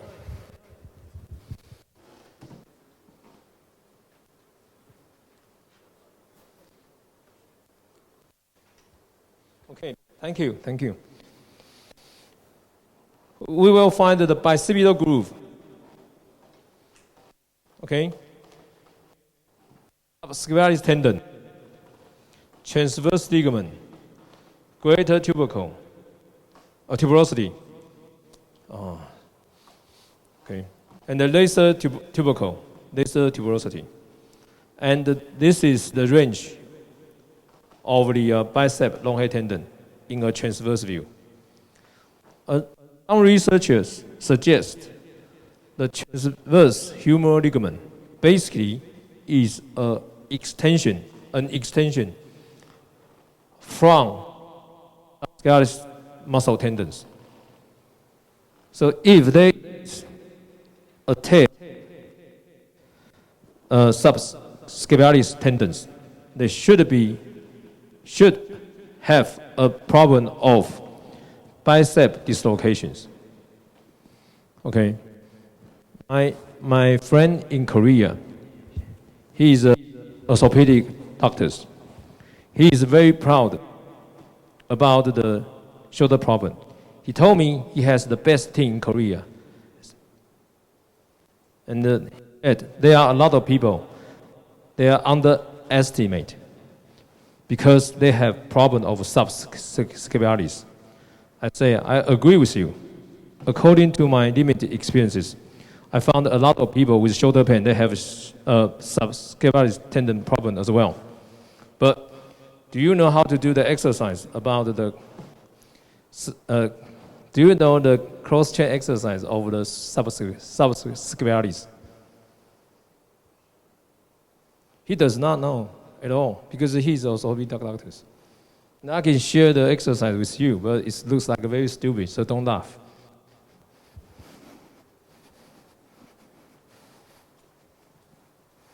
Okay? It's cross-chain over the subscapularis. The hand is fixed. Okay? That's the exercise we often used at the NTU hospital for our patient with the subscribed problems. It works, but it looks very funny. Yeah. The problem is, a patient of mine, she said, in her house there is no door. Do you know why? Because she's Japanese. So everything, no door. Good. The only problem I got. Yeah. Okay, transverse view. Healthy tendon, healthy bicep long head tendons, transverse view. Again,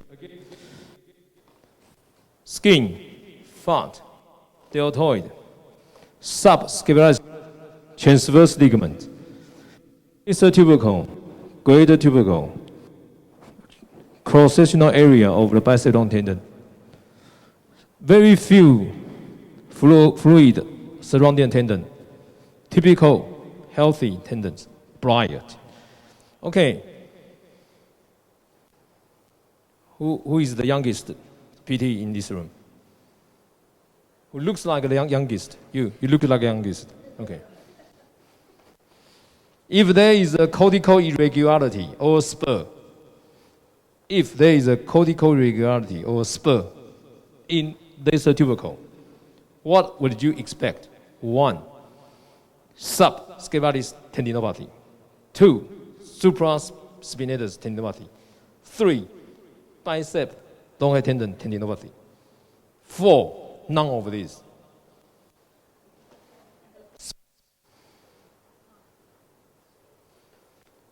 There's a tubercle. 1, sub tendinopathy. 2, supra tendinopathy. 3, bicep. 4, none.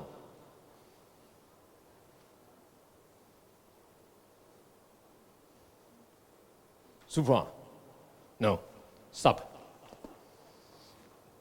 Always check the tendon with the cortical line.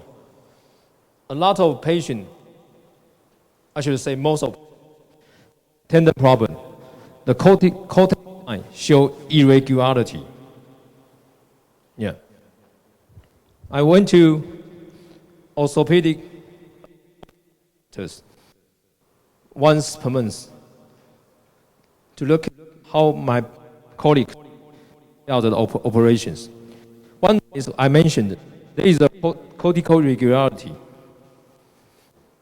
in the tendinopathy case. Sorry, the patient with the supraspinatus tendinopathy, they have a cortical irregularity in the greater tubercle, and he said, "Okay, let's try." I do remember he wearing a surgical glove and he touched the irregularity side, and the glove is broken. Yeah, it's so rough. So bone changed as well in the cases of the tendinopathy. But very few research has talked about this researcher.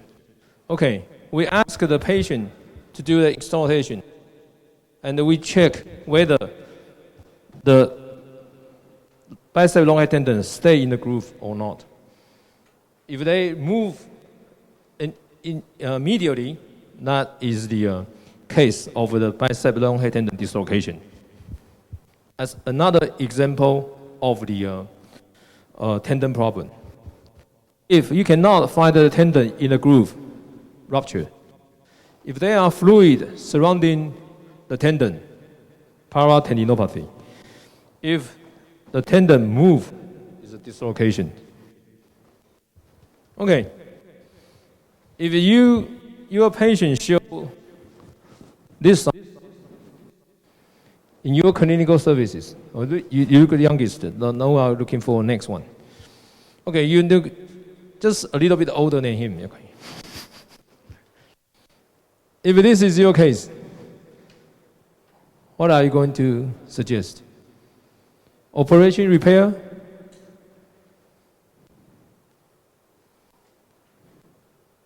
One, operation repair. 2, do whatever orthopedic doctors say. 3, don't do it. Just carry out the exercise, strengthening the shoulder head of the bicep long head tendon. Shoulder head of the bicep. Now,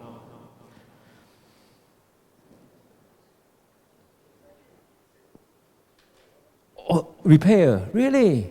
No. Some of the repair, the following result of the repair, about, now I don't know the number, but in previous day, is about 40% will re-rupture. Because the power of the muscle is so big, the suture line cannot hold it. Yeah. Okay, so it's routine at NTU now. Strengthening the shoulder head.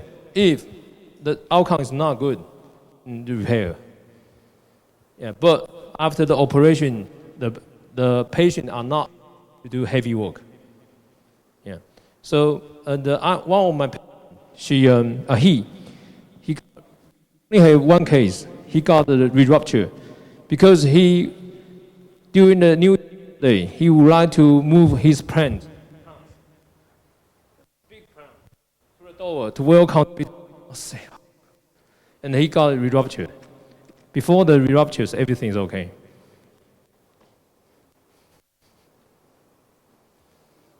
Okay.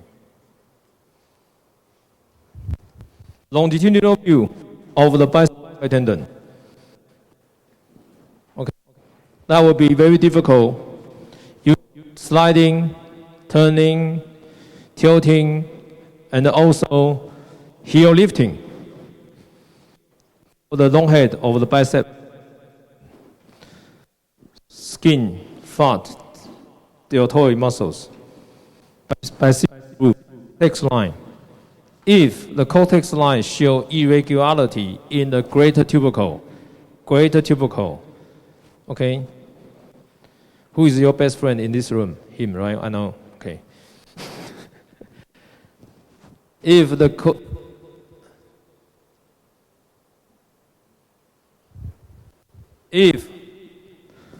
the irregularity are observed in the greater tubercle,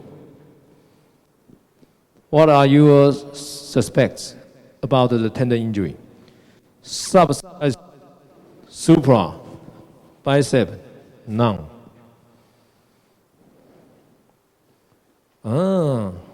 You want to give him suggestion? Go. Time is running.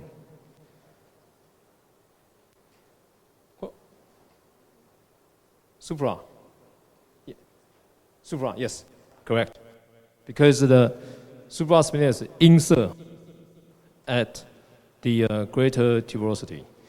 In this view, if you found everything is okay, but there's irregularity, when you check the supra, you need to be very cautious. Yes.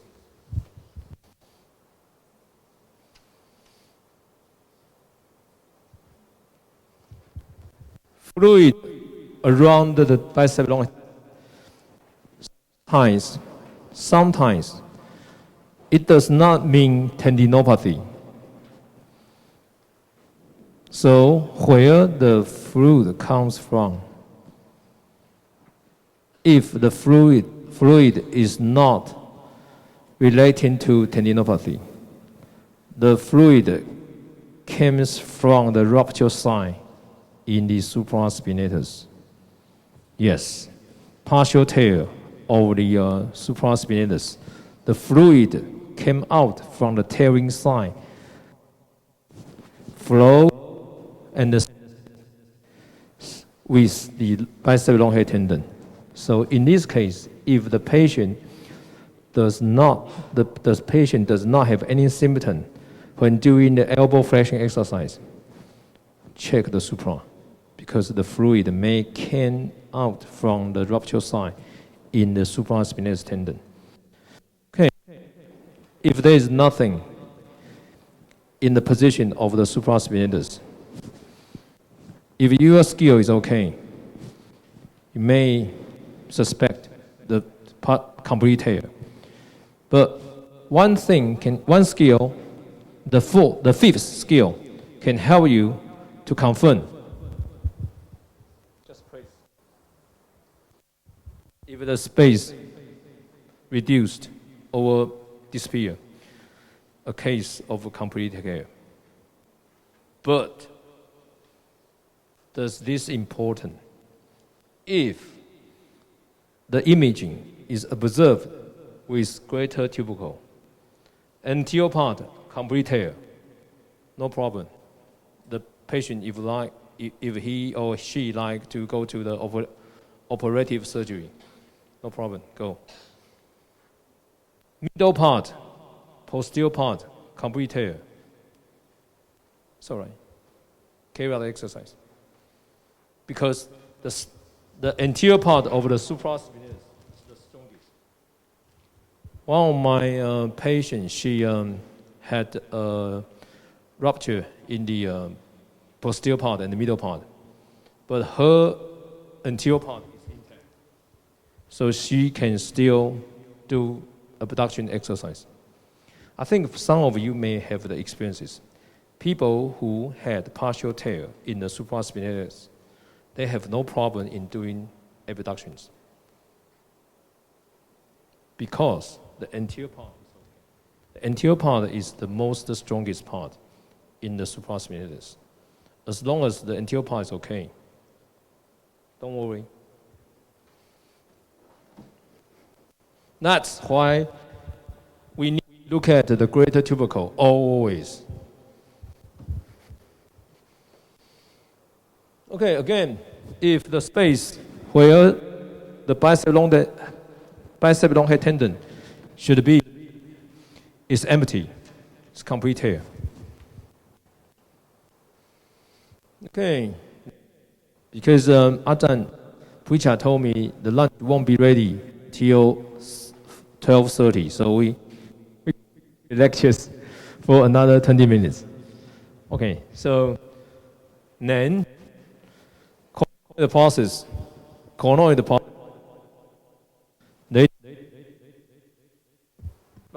subspinalis, then laterally,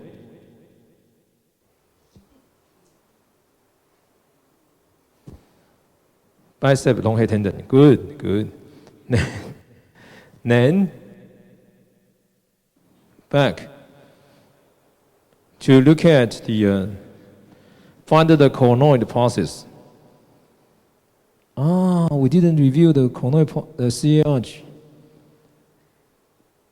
Should we tell them the CA arch? No, we save our time. Okay. We skip the CA arch, but we go to the directly. Okay. If we have time, we will show them the CA arch. Okay.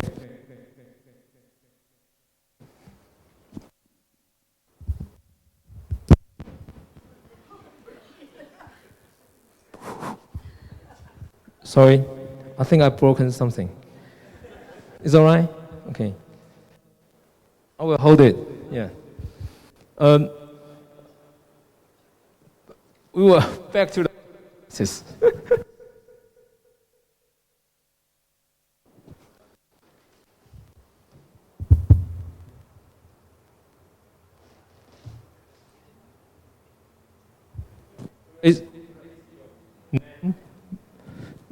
The hand need to be moved to behind your butt. Okay? Then move laterally. Then move laterally 45 degree. 45 degree. A bit more complicated. Conoid process. Downward. Laterward. Side. Transverse. More lateral. Find the bicep long head tendon. Transverse view. Longitudinal view. Transverse.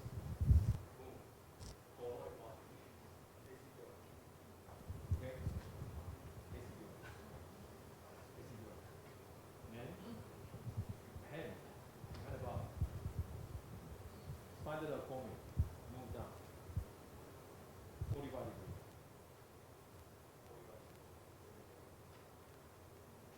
Find the greater tubercle. Good. You will find that what I show you is exactly the same to your slide. You can look at the slide in your hotel, but remember what my demonstration is. That'll be very easy. Okay, you will get the picture like this. Skin, fat, deltoid ligament, bright, subacromial, subdeltoid bursa, two-layer structures, fluid, tendon, greater tubercle. I don't know, when I was a student, I was told this is greater tubercle, but now it's changed to greater tuberosity. Am I right? Am I right? Oh. So you are very young. Oh, you are very young, so this is tuberosity. Really? Okay. So it's okay. So you are younger than me. Okay, I try. So you probably noticed I said tubercle. Yeah, okay. Find the greater tuberosity, because this is the best and important way to show people this is the anterior part, the strongest part of cross-venous tendon. Okay? Now, this is the cartilage. This is not the space between the tendon and the bone. This is the cartilage. You will find more cartilage in tomorrow, the knee class, right? Patellofemoral joint. The cartilage is very thick, and it makes hurt if you have OA. The cartilage getting thinner. Okay. Now, you will notice that the fiber in the tendon only in the middle of the window. Insertion site is not clear, so do not judge insertional tear from longitudinal view, but also with transverse view and the actual view. Then you find the hypoechoic in this area is mild tendinous junction, and here is the border of the acromion, right? Border of the acromion, muscle, tendon, bursa, greater tuberosity. Okay. A good location for anterior part. Then,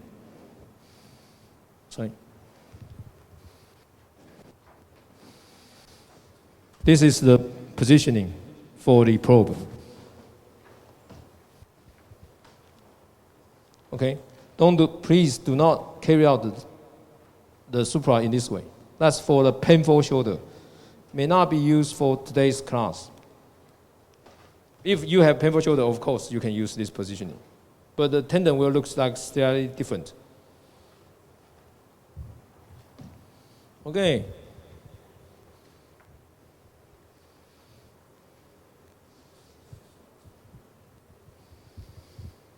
Who is the youngest ladies in this room? I think probably all of you are the same age, right? Okay. In yellow? Yellow? Yes. Okay. Nice. Skin. Fat. Superficial aponeurosis of the deltoid muscle, right? Fat. Superficial aponeurosis of the deltoid. Muscle fiber of the deltoid. Bright line. Two-leg structures. Bursa. Tendon. Something very bright. Maybe you can observe in here. It's not calcification. Sometimes it is the head of the bicep long head tendon because it's very close to the insertion of the supraspinatus tendon. So you may look at, oh, there are some calcification. No. Sometimes it is the head of the bicep long head, of course, calcification.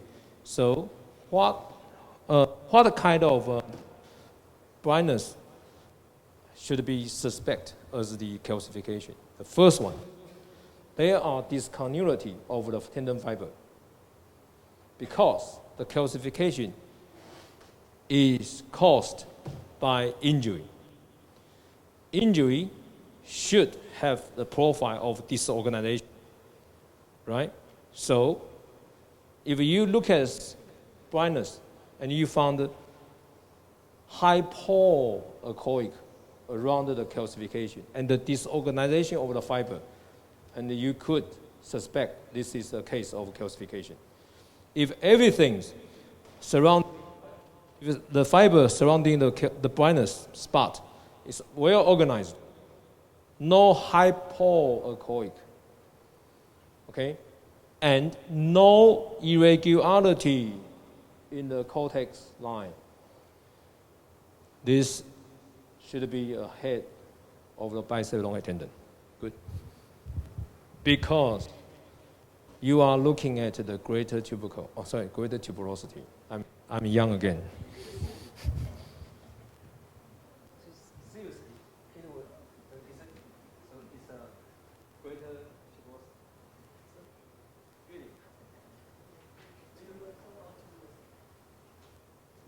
Okay. Fluid. There is the case is an insertional supraspinatus tear, insertional. Skin, fat, deltoid muscle. So this is the imaging from my age. You know, the machine is not very good, but very useful. Why? Okay. Cortical irregularity, right? Hypoechoic, discontinuity, distraction, because it's complete. So become thicker, retract from the rupture side. Typical example of the supraspinatus tear in the insertional side. Okay, this is another example. Sometimes, if you want to see the retract sign, you just ask the patient to do the abductions. Yes. So that's why my colleague, he come to my clinical at the hospital. He was curious about why you physical therapy use ultrasound with TheraBand. I say because I'm physical therapy, you are not. Because he's a radiologist. Yeah. Okay, so TheraBand is very useful. Sometimes you can ask patient to do the installation by themselves, and then you put a bulb on it. Sometimes, imagine I was in a prone position. They can do the pentaflexion by themselves. Okay.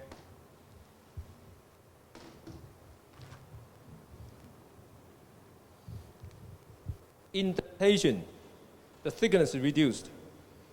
Partial tear or complete tear. Complete tear. Okay, we mentioned about the partial tear and the complete tear several times. One issue we need to discuss is the definition between complete tear and the partial tear. Between professions are very, very different. My colleagues at the Department of Radiologists, they decide the width, the involved range, over 2/3 of the width.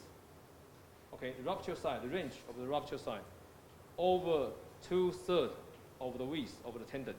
That is complete tear. My colleague at the orthopedic department, they think over half of the range, complete tear. Okay? For me, as long as the ABD duct function is reserved, it's partial tear. Okay, so for me, the case I mentioned, she had a toned supraspinatus tendons in the middle part and the posterior part. And then she came to me, I don't want to have a surgery. I say, why? He's probably the best doctor at my hospital. She said, I'm a DM patient. And I have a lot of peripheral circulation disorder. I don't want to go to the surgery. And my colleague and I and the patient, we sit down together and look at the imaging. I say, okay, no problem. Because the anterior part of the supraspinatus is not involved. But from the hospital records, both departments think the patients get a complete tear ruptures. According to the standard procedure at the hospital, this patient should have a repair. So the ethics committee give me a note. Why this patient was not referred back to the orthopedic department? And I write a report. And 2 weeks after, the ethics committee wrote me a letter back. Do you think there is any risks of re-ruptures if the patient do not have the orthopedic repair? I say, according to the literature, this kind of patient may have 50% of re-rupture in following 2 years. And this information has been provided to my patient. And the ethics committee say, okay, no problem at all. And I was transferred. We have to rotate. And I was transferred, and I would travel a lot. So the patient did not have opportunity to contact me after her treatment. And just in November, she ran to the public public relationship office. She wanted to find me. And the public relations office contacted me, said, do you want to talk with him? I said, no problem. Pass her phone to me. I say, okay, what can I do for you? And then she said, she got another spinatus tear. Yes. Same situations, medial part, posterior part. Good, no operations. Okay, I think you are going to be very interested about the ultrasound. This case, blindness, tendon, hypoechoic, blindness, hypoechoic, cortical irregular calcification. A cortical shadow, right? They are covered by the calcification. That means this is solid. The calcification is solid. Shockwave.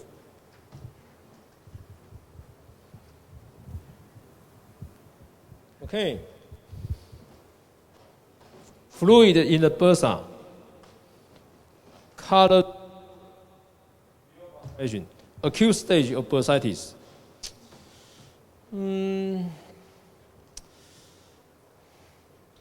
Range limited, passive or assistant exercise may be useful to keep the ROM. But loading over 2 kilograms in the hand may be too much for abduction exercise.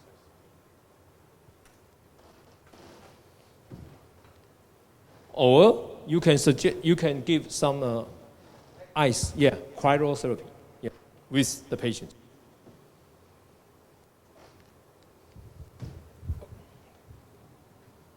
Okay.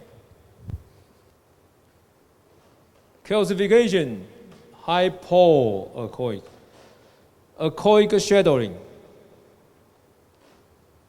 solid phase, shockwave. Complete tail,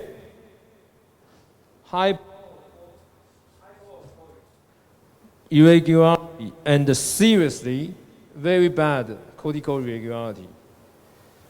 Traumatic related supraspinatus tear, falling. Okay? Calcification, hypoechoic, irregularities.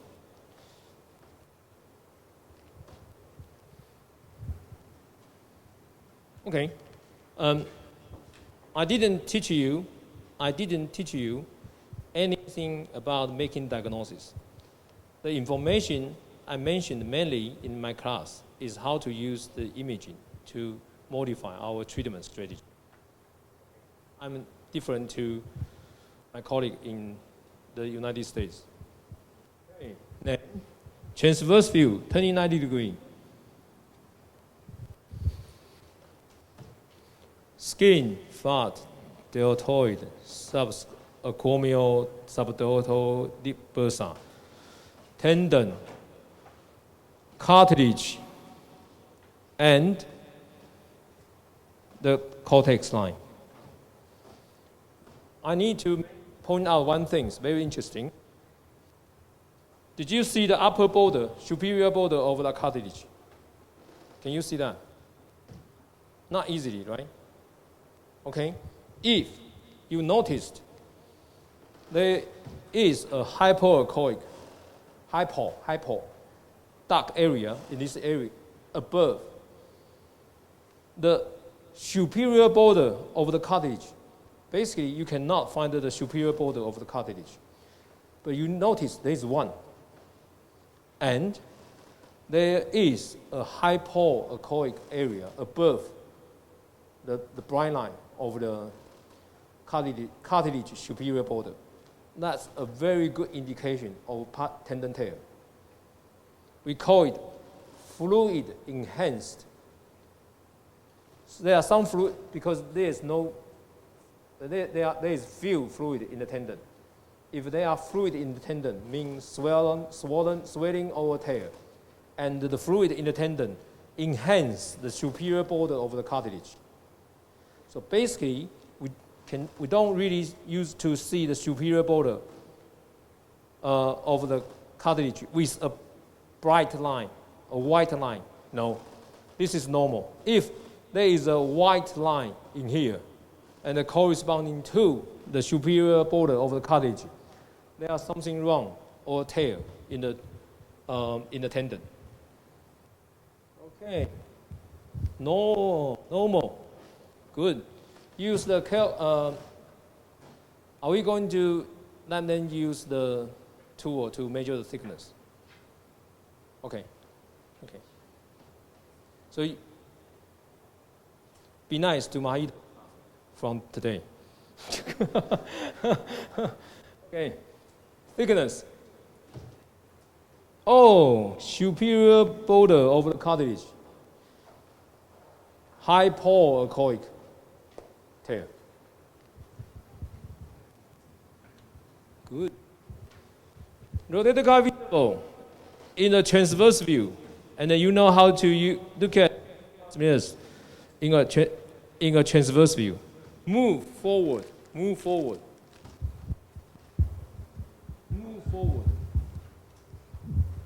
The probe. Find the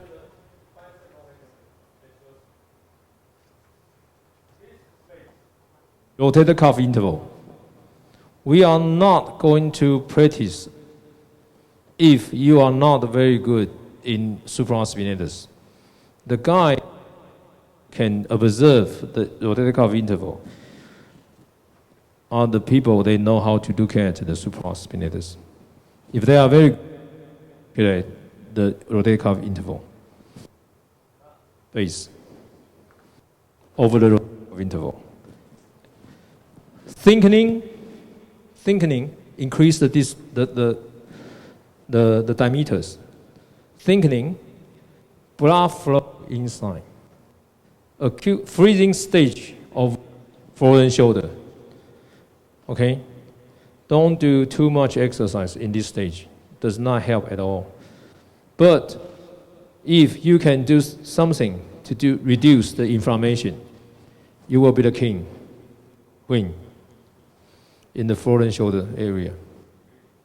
Because this is very tough.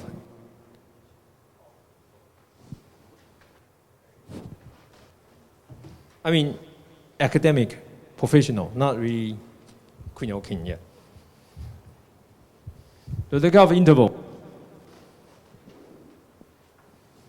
This space is very important.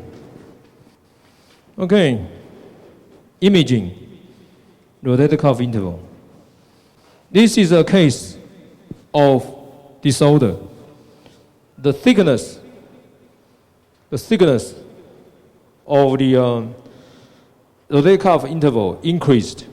Hypoechoic, dark, fluid.